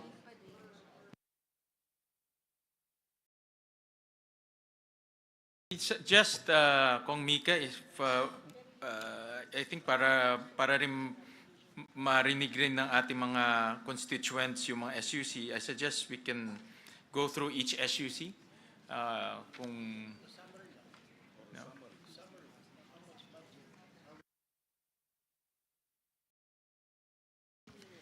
No, we're just, Mr. Chair, my suggestion is we'll just mention the total amount of budget for each SUC. Actually, ang per SUC will have about 2 or 3 locally funded project. So I think it's manageable if you Ako ang tingin ko man. But just based off the quick estimate of Sen. Lauren, that would be 2 hours just on the discussion of the SUCs if we go line by line. But if we take the suggestion of Sen. Erwin po, we'll do, if we can do just the totals for the SUCs instead of going through every single line item under each SUC. I suggest we can go, the House can go through one pass with all SUCs, and then we go one pass with all SUCs instead of approving it one SUC per Yes. SUC. Kung mapagod yung chair, pwede si Kong Christine, pwede si Kong Maricar, pwedeng si Attorney Rufus, o yun. O, sige. Per region.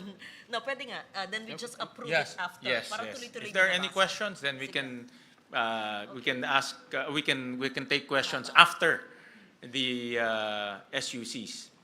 Babasahin lang. Sige po. Let's do that. So we'll do one quick pass on all the SUCs. First would be the University of the Philippines system. We propose to add an additional 1 billion pesos for Project NOAA. And this one po actually, while it's lodged under the UP system, so I'll ask for permission just to elaborate on this point a little bit because it's very important for both houses. For Project NOAA, while the funding is lodged within the UP system, we actually increased the funding for Project NOAA for the benefit of the whole country and all the agencies, primarily the DPWH. Ang hinihingi po natin sa Project NOAA, kapag binigay na po natin yung pondo na to, is for them to work more closely with the DPWH in terms of refining the way that flood control projects are designed and monitored. Ang pangako po ng Project NOAA sa atin, alam ko po binanggit din po nila sa hearing nila sa Senado, ay kapag nabigyan po sila ng sapat na pondo, they can actually help DPWH design the flood control project. So, hindi na po magkakaroon ng pagkakataon na makakapaglagay po ng flood control project sa lugar na hindi naman talaga kailangang lagyan. They will be able to simulate a particular area and pinpoint exactly up to the coordinates level where a flood control structure should be placed. Aside from that po, they will be able to simulate the height that is required to actually mitigate the flooding in that area. So yun po yung pinakahinihingi natin sa Project NOAA na sana po sa pamamagitan ng 1 bilyong piso na ating pong ibibigay sa kanila sa susunod na taon po sa taong 2027, mas maganda na po yung pagdisenyo ng mga flood control at flood mitigation systems. So that would be our amendment under the UP system, under Philippine Energy Research and Policy Institute. Actually, we don't have amendments in that. For the National Capital Region. Mr. Chair. Yes, Madam go ahead Chair, po. may I intervene? What the good chairwoman is mentioning is actually under the UP Resilience Institute, yes. And this was actually initiated way back in 2012, and we're only funding it in 2025.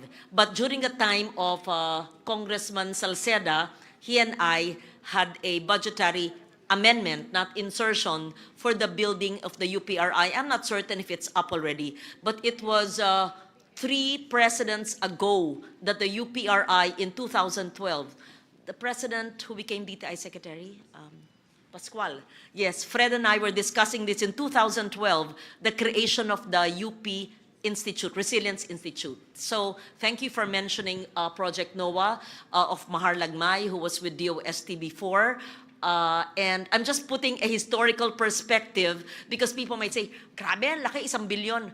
Ano po, 13 years po nag-antay. And when this was conceptualized in 2012, I think I was defending their budget then, it was a very small amount during the time of President Pascual. So we support that, Mr. Chair. We upheld it in the Senate. Thank you. Madam Chair. Thank you very much, Senator Lauren. Yes, Representative Happy Benitez. May I add to that manifestation? But before I begin with my manifestation, I'd like to say that as a first-timer bicameral committee member, I'm honored and grateful and the only neophyte on this contingent. I expect to listen intently, work collaboratively, and to pass a fair and impactful budget for the Filipino people.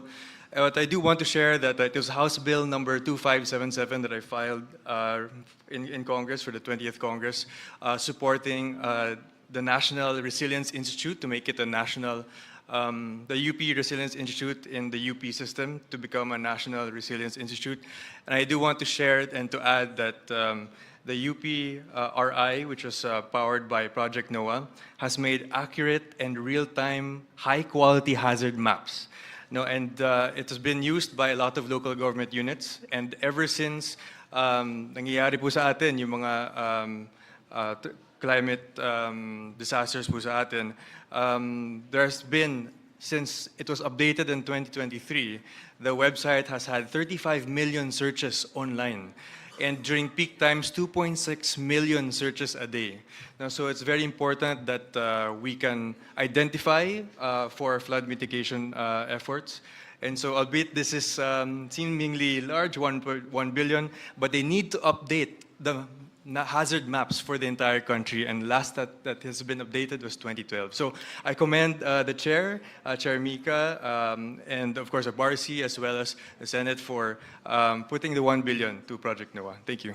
Thank you very much. Just to marry the manifestation of Senator Legarda and Representative Benitez, actually, yung point po ni Senator Lauren, tama po yun. Kasi in the last few years, I think, bumaba po sila from having over 500 billion in allocations down to only 36 million a year. So, and despite the huge budget cut, they were still able to create all of these accurate hazard maps, which a lot of our kababayans really rely on, especially in times of flooding and rains. Ang maganda po dito, pagdating po sa Project NOAA, they're able to pinpoint exactly what color each zone is in terms of flooding hazard. So there's red zone, orange, and yellow.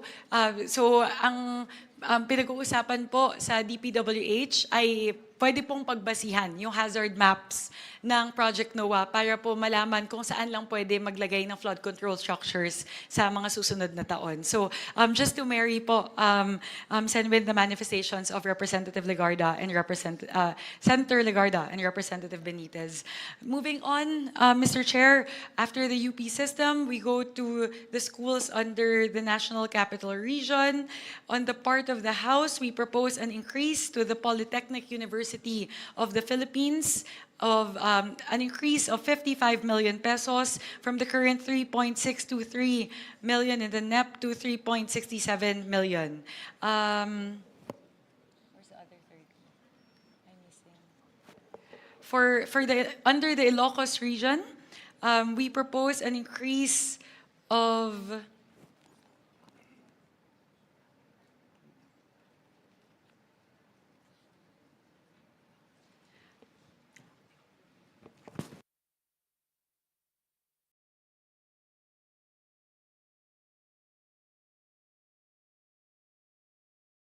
my apologies, Mr. Chair, let me go straight to the Cordillera Administrative Region.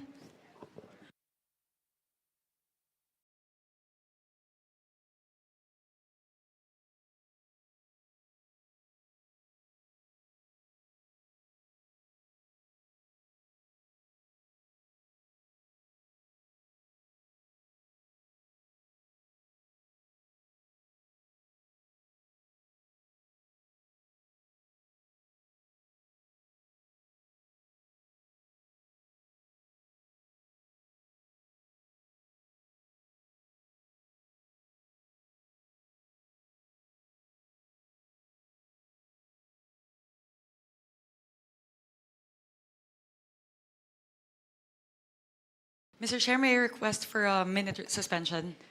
Session suspended.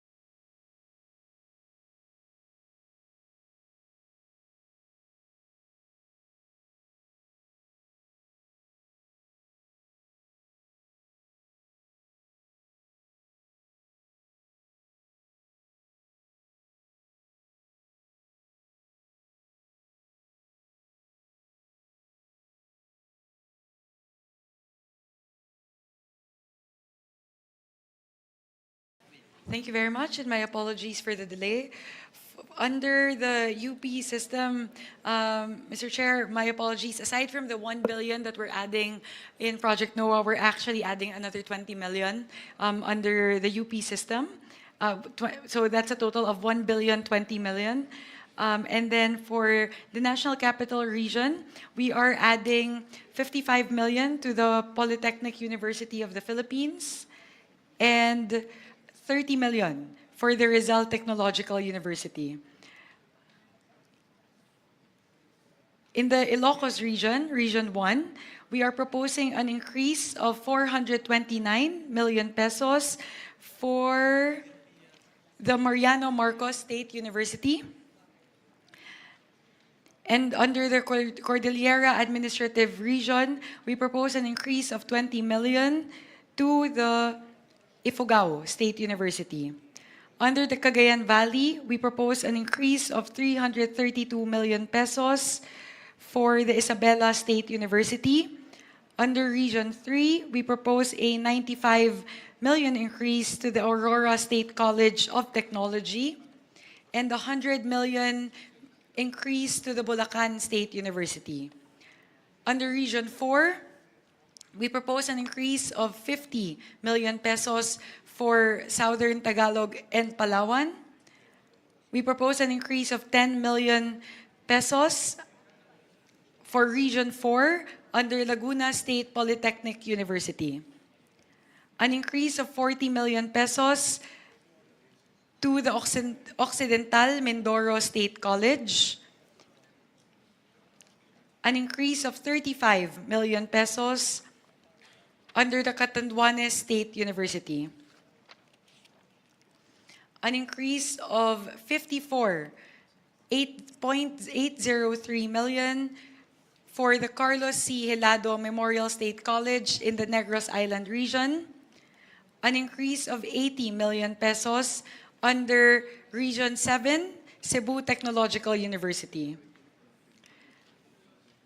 In the region of Eastern Visayas, we propose an increase of 70 million pesos for Eastern Samar State University, 125 million pesos for Biliran Province State University or the Naval State University, an increase of 40 million pesos for the Samar State University, 30 million pesos for the Southern Leyte State University, 100 million pesos for the University of Eastern Philippines, and 150 million pesos for the Visayas State University.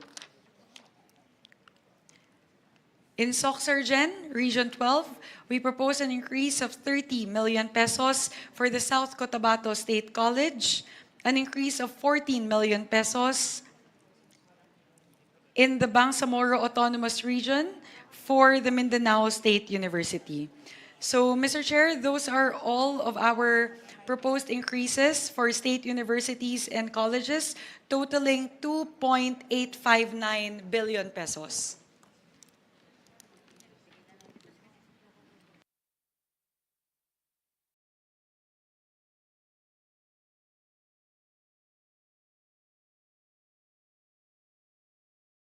On the part of the Senate, we'll start off with the University of the Philippines dahil maraming taga-UP ho dito.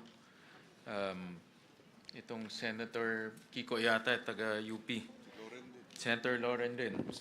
So we'll start off with UP. For the University of the Philippines system, locally funded projects, renovation of PAS, Mendoza Hall, UP Manila, 30 million pesos. A locally funded project, treatment of X-linked dystonia Parkinson's, also known as Lubag syndrome, UP-PGH, 15 million. I think this is your intervention, the Parkinson's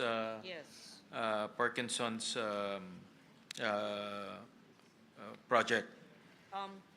It's a very unique, it's a rare disease only found in the island of Panay in Region 6. Yun ang request ni Dr. Gap Legaspi. Yeah.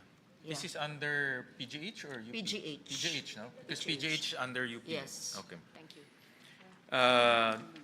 locally funded projects, digitalization of oral narratives, UP Visayas, 12 million pesos.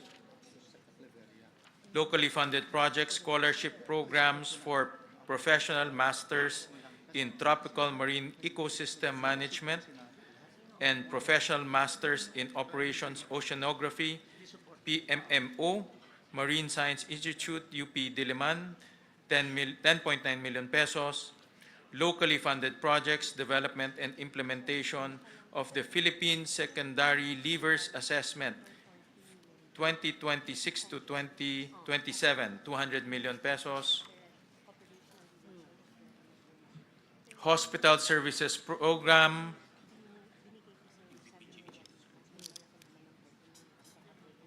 provision of medical services, 6.7 billion pesos. I believe this is for UPPGH. Hospital Services Program, Universal Care Fund for Zero Balance Billing, 800 million pesos. UP Philippine Eye Research Institute, UP Peri, 81 million pesos. Increase in carrying capacity of UP Manila College of Medicine Simulation Laboratory, 20 million pesos. Futures Thinking Research Program, UP Los Baños, 2 million pesos. Upgrading and commissioning of the Structural Engineering Laboratory for Earthquake Engineering, Institute of Civil Engineering, UP Diliman. Ba't wala ito?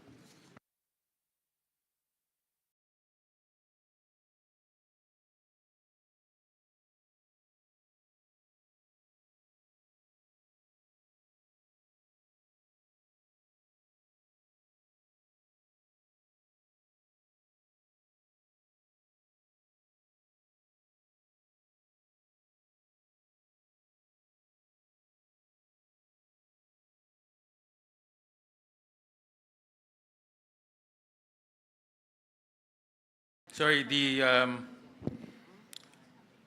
completion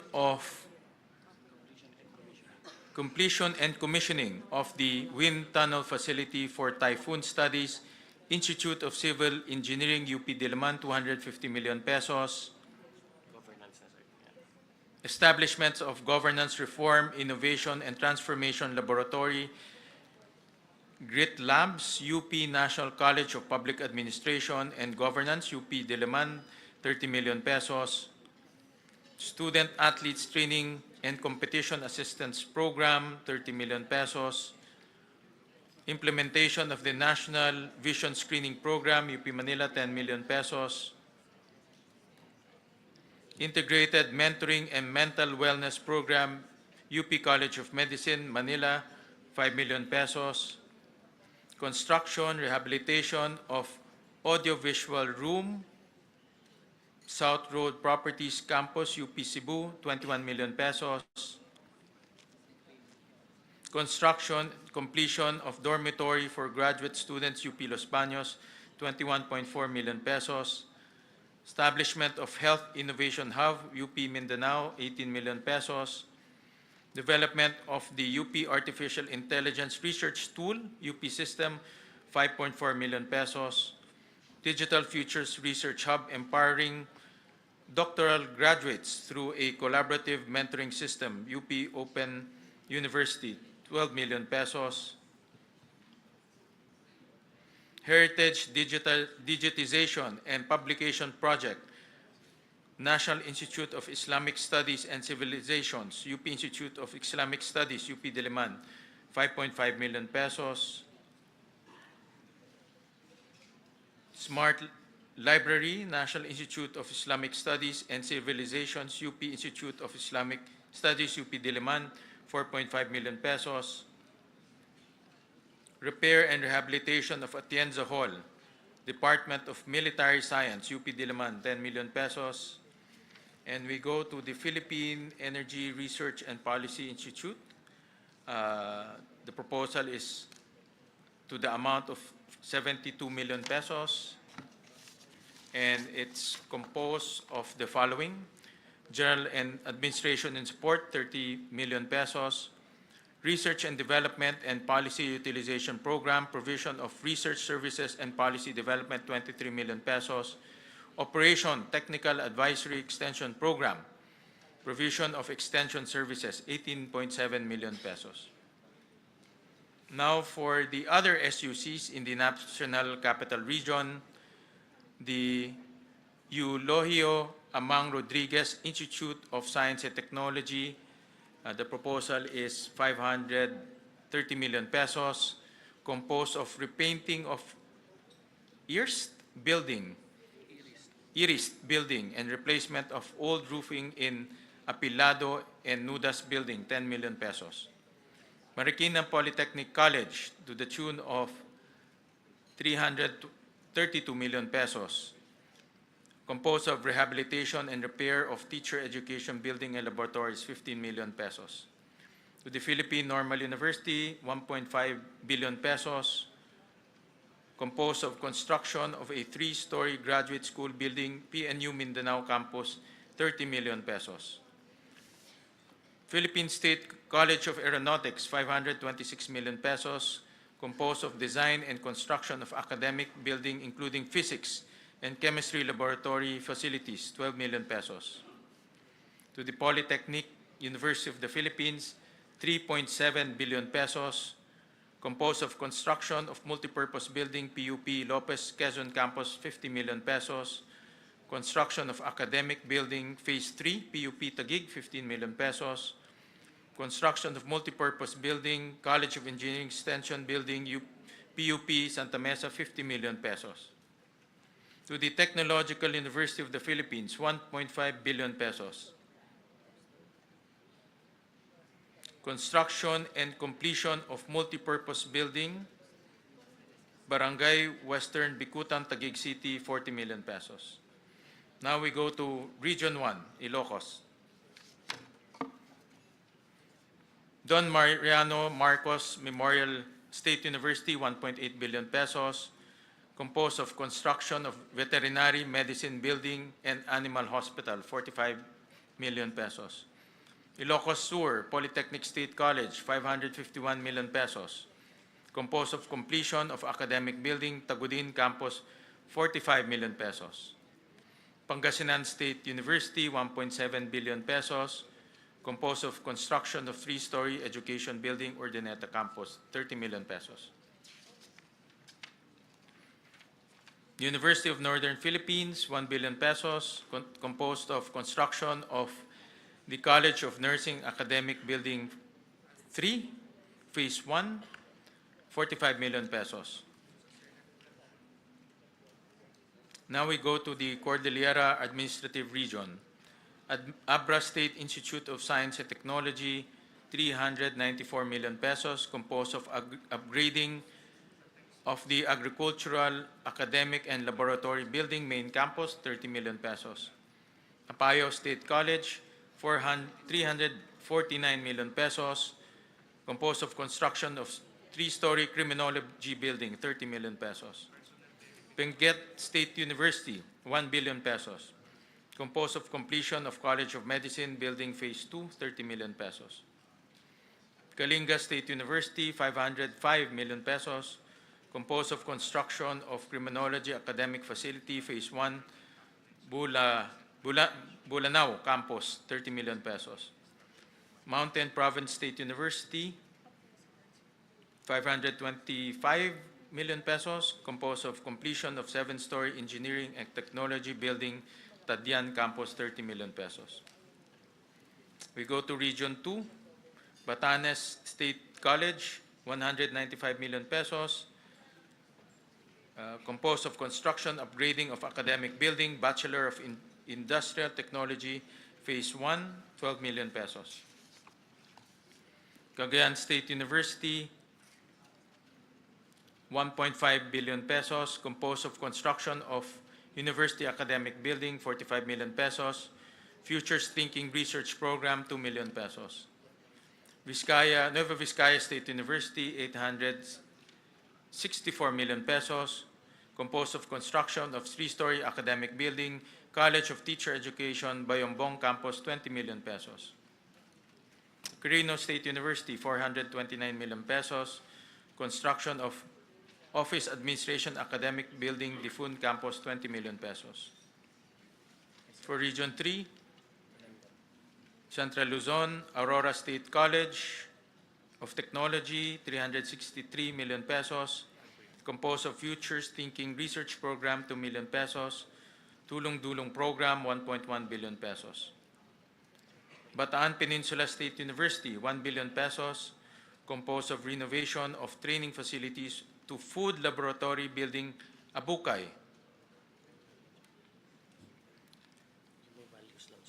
Sorry, that's I read the wrong item. Rehabilitation of and extension of two-story academic building, Balanga, Bataan, 35 million pesos. Tulong Dulong Program, 1.1 billion pesos. Bulacan Agricultural State College, 344 million pesos. Composed of construction of multipurpose academic building with solar panel and rainwater harvesting facility, 33 million pesos. Tulong Dulong Program, 1.1 billion pesos. Bulacan State University, construction of Gender and Development Building at Campus 2, Malolos, Bulacan, 60 million pesos. Tulong Dulong Program, 1.1 billion pesos. Central Luzon State University, 1.2 billion pesos. Construction of climate, composed of construction of climate resilient General Academic Building A, 40 million pesos. Tulong Dulong Program, 1.1 billion pesos. Nueva Ecija University of Science and Technology, 1.4 billion pesos. Composed of construction of academic building and training center, Phase 2. San Isidro Tabon Campus, 15 million pesos. Then Tulong Dulong Program, 1.1 billion pesos. Pampanga State Agricultural University, 631 million pesos. Construction of composed of construction of two-story College of Business, Economics, and Entrepreneurship Building, 30 million pesos. Composed of Tulong Dulong Program, 1.1 billion pesos.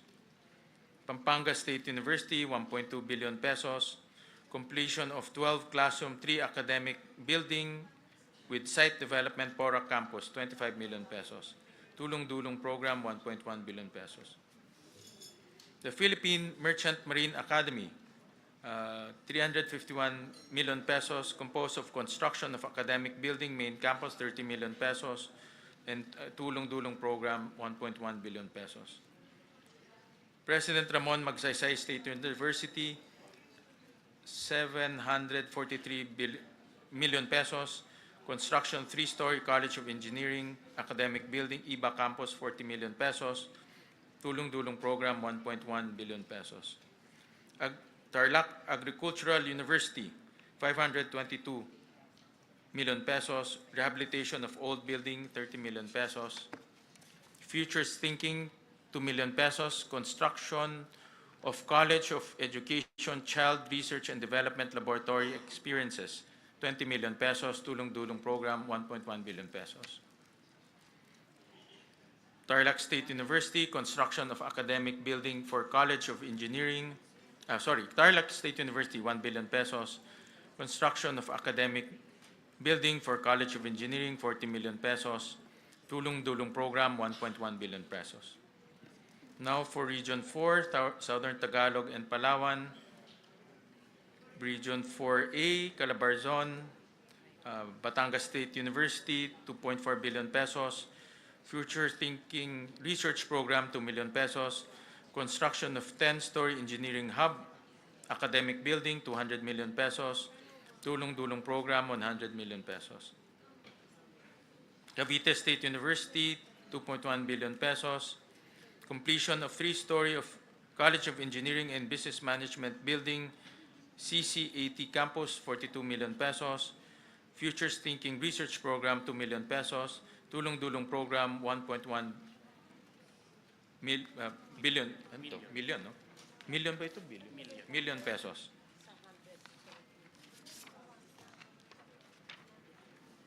Laguna State Polytechnic College, 1.1 billion pesos. Construction of 4-story, 24 classroom academic building. 36 million pesos. Replacement of gymnasium roofing system, including sea-pouring repairs and installation, 6 million pesos. Tulong-dulong program, 1.1 million pesos. Southern Luzon State University, 761 million pesos. Tulong-dulong program, 1.1 billion pesos. 1.1 million. University of Rizal System, 934 million pesos. Rehabilitation of ISR Academic Building, Morong Campus, 12 million pesos. Tulong-dulong program, 1.1 million pesos. Marinduque State University, 418 million pesos. Futures Thinking Program, 2 million pesos. Construction of academic building for College of Arts and Sciences, 12 million pesos. Tulong-dulong program, 1.1 million pesos. Mindoro State University, 487 million pesos. Establishment of Industrial Technology Education Laboratory, Phase 2, 30 million pesos. Tulong-dulong program, 1.1 million pesos. Occidental Mindoro State College, 684 million pesos. Tulong-dulong program, 1.1 million pesos. Palawan State University, 1 billion pesos. Construction of one-story academic and laboratory building, 3 classrooms at PSU Main Campus, Puerto Princesa City, 15 million pesos. Tulong-dulong program, 1.1 million pesos. Romblon State University, 615 million pesos. Composed of construction of academic building in RSU San Agustin Campus, 40 million pesos. Futures Thinking Research Program, 2 million pesos. Tulong-dulong program, 1.1 million pesos. Western Philippines University, 590 million pesos. Rehabilitation of Higher Education Building, Main Campus, 30 million pesos. Futures Thinking Research Program, 2 million pesos. Tulong-dulong, 1.1 million pesos. To Region 5, Bicol Region, Bicol State College of Applied Sciences and Technology, 318 million pesos. Construction of 5-story academic building 2, Phase 4, 15 million pesos. Bicol University, 1.1 billion pesos. Completion of BU College of Medicine Building Extension, 30 million pesos. Future Thinking Research Program, 2 million pesos. Construction of Bicol University Health Sciences Building, Legazpi City, Albay, Phase 1, 50 million pesos. Camarines Norte State College, 584 million pesos. Construction of 3-story IFMS Academic Building, Mercedes Campus, 30 million pesos. Camarines Sur Polytechnic Colleges, 744 million pesos. Construction of 4-story academic building, College of Health Sciences, Academic Building 4, Nabua Campus, 40 million pesos. Catanduanes State University, 793 million pesos. Completion of Student Convention Center with Amphitheater, 25 million pesos. Central Bicol State University of Agriculture, 1.2 billion pesos. Futures Thinking Research Program, 2 million pesos. Repair Rehabilitation of Electronics and Electrical Classrooms Building, CBSUA, Calabanga Campus, 12 million pesos. Dr. Emilio Espinosa Senior Memorial State College of Agriculture Technology, 346 million pesos. Construction of 4-story smart academic and laboratory building for business management program, 30 million pesos. Futures Thinking Research Program, 2 million pesos. Partido State University, 727 million pesos. Construction of Criminology Academic Building, Lagonoy Campus, 24 million pesos. Futures Thinking Research Program, 2 million pesos. Sorsogon State University, 677 million pesos. Construction of Integrated Academic Laboratory and Library Building, 36 million pesos. Now we go to Region 6, Aklan State University, 760 million pesos. composed of construction of academic building main campus, 30 million pesos. Capiz State University, 1.2 billion pesos, composed of construction of academic building and analytical laboratory for fisheries and marine researches, Pontevedra Campus, 40 million pesos. Guimaras State University, 380 million pesos. Completion of CBM building main campus, 30 million pesos. Iloilo Science and Technology University, 1.1 billion pesos. Rehabilitation of vertical expansion of academic building, K Building, Iloilo City Campus, 40 million pesos. Futures Thinking Research Program, 2 million pesos. Iloilo State University of Fisheries, Science and Technology, 601 million pesos. Futures Thinking Research Program, 2 million pesos. Completion of academic building main campus, 12 million pesos. Northern Iloilo State University, 827 million pesos. Construction of 3-story general academic building, 24 million pesos. University of Antique, 801 million pesos. This is in your hometown. Hindi ko amendment yan. Hindi. It's, Salamat. Committee. Salamat. Construction and completion of classroom buildings, Sibalom Campus, 14 million pesos. Construction, completion of classroom buildings, Libertad Campus, 14 million pesos. Futures Thinking Research Program, 2 million pesos. West Visayas State University, 2.3 billion pesos. Composed of rehabilitation of Ramon Magsaysay Hall, Academic Building, College of Physical Education, Sports, Culture, and Recreation, 15 million pesos. Negros Island Region, Central Philippine State University, 632 million pesos.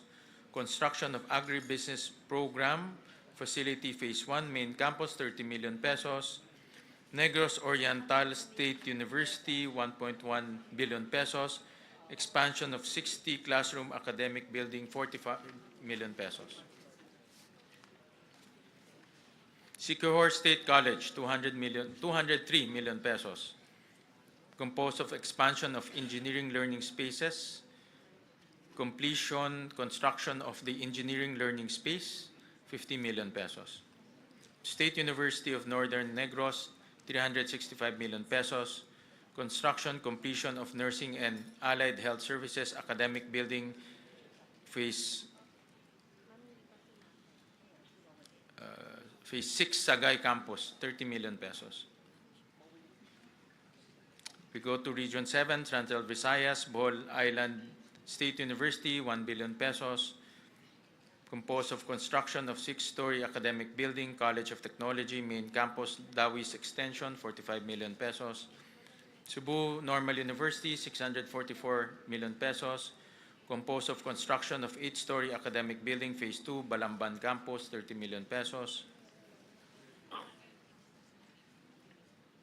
Biliran Province State University, we go to Region 8, Eastern Visayas. Biliran Province State University, 832 million pesos. Futures Thinking Research Program, 2 million pesos. Eastern Samar State University, 927 million pesos. Construction of 2-story College of Medicine dormitory building, 25 million pesos. Eastern Visayas State University, 996 million pesos. Construction of 4-story College of Arts and Sciences Extension, Main Campus, 40 million pesos. Leyte Normal University, 618 million pesos. Construction of academic building, LNU San Isidro Campus, 30 million pesos. Northwest Samar State University, 680 million pesos.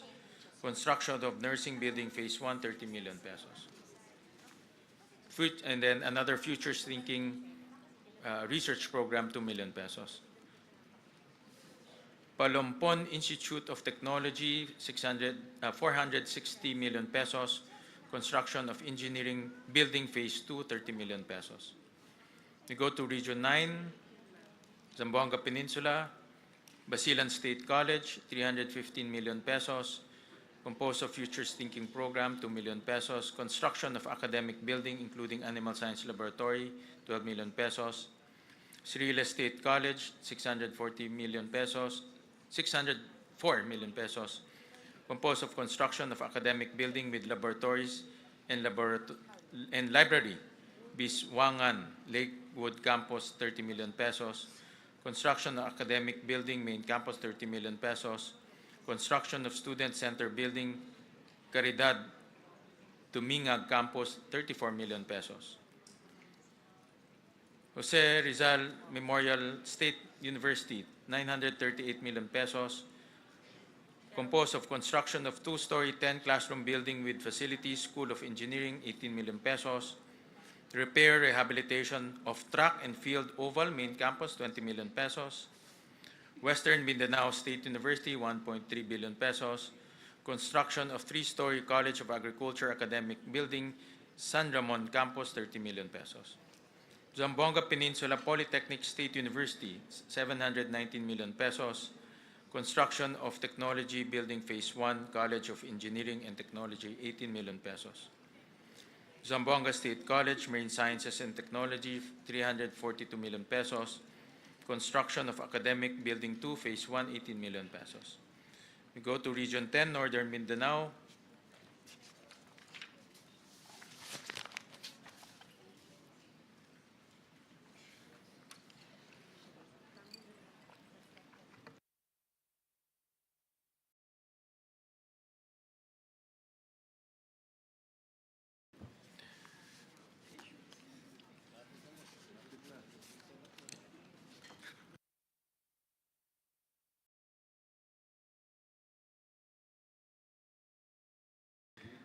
Ano ba ito? Region 10. Bukidnon State University, 1.1 billion pesos. Completion of Buksu Hotel Training Laboratory for BSHM, 50 million pesos. Completion of 5-story academic building Phase 2, Quezon Campus, 25 million pesos. Completion of 5-story academic building, Kalilangan Campus, 25 million pesos. Construction of 3-story smart Camiguin Polytechnic State College. Ito parang kila ano ito Kila Thank JJ you, ito. Mr. Chair.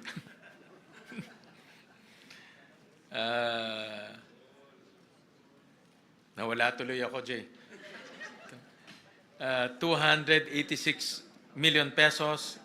That includes construction of 3-story Smart Institute of Technology building, main campus, 30 million pesos. Central Mindanao University, 1.1 billion pesos.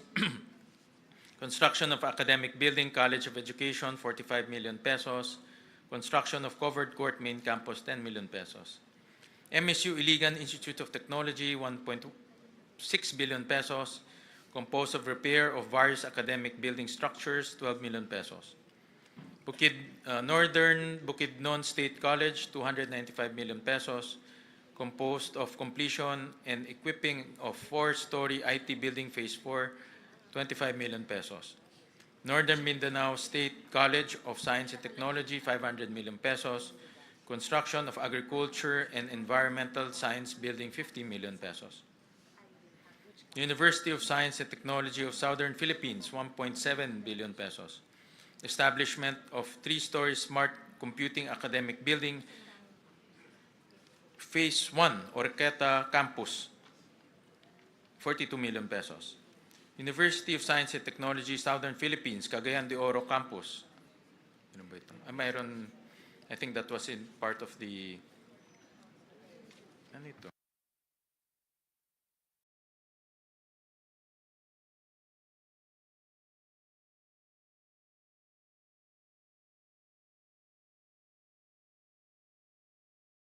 Okay, all right.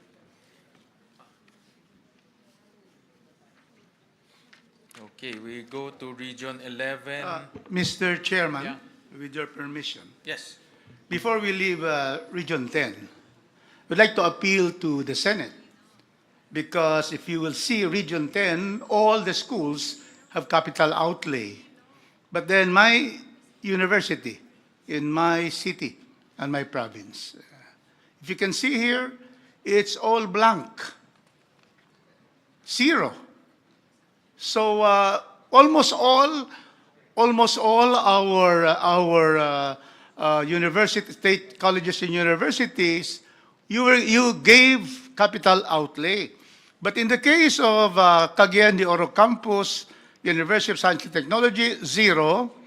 University of Science and Technology in Claveria Campus, zero.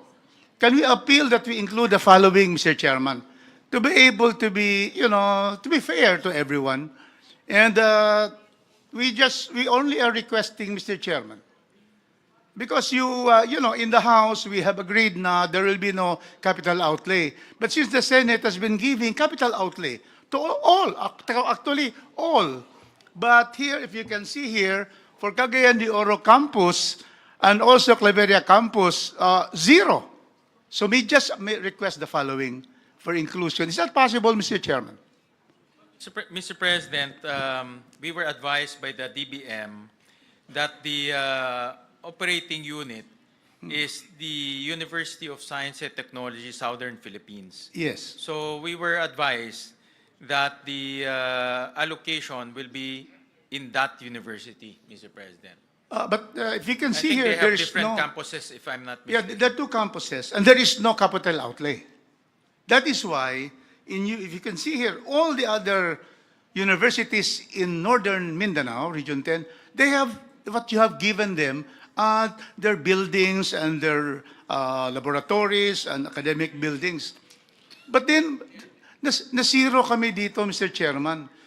So I would just like, therefore, to move that we add what is just needed by the campuses, Mr. Chairman. Yes, wala dito zero Well, the PASOK, which suggested to us, PASOK actually compiled all the requests of the university, especially to increase their capacity, and they submitted to us. So they submitted to us the projects per university, not for extension campuses. So that's why in this case, the University of Science and Technology of Southern Philippines, the request went to that university, not to the extension campuses. This is the main, the university is an amalgamation of the Cagayan de Oro campus and the Claveria campus. The main campus right now is the USTP Cagayan campus. And then the other amalgamated campus is Claveria campus. So we would just like to request. Can we just, yeah. Yes, may I just help out the chair? Of course, but you're the chair of this, right?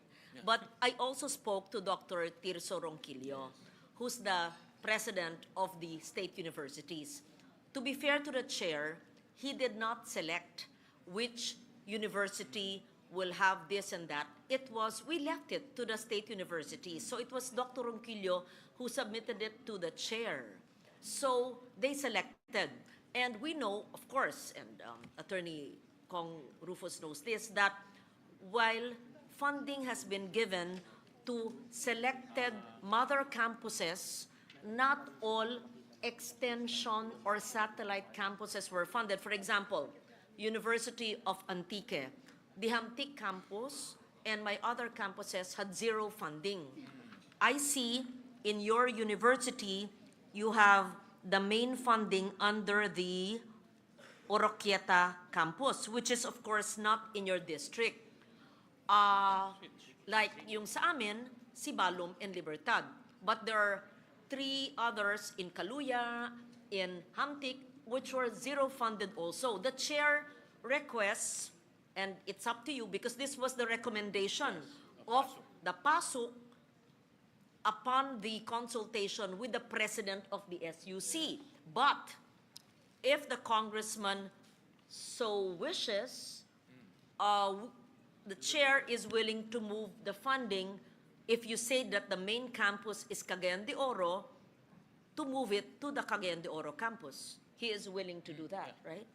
But we would not wish also, the USTP system has two main campuses which were amalgamated by law, which I was the author. We have other 5 satellite campuses. We're not asking for the 5 satellite campuses, no.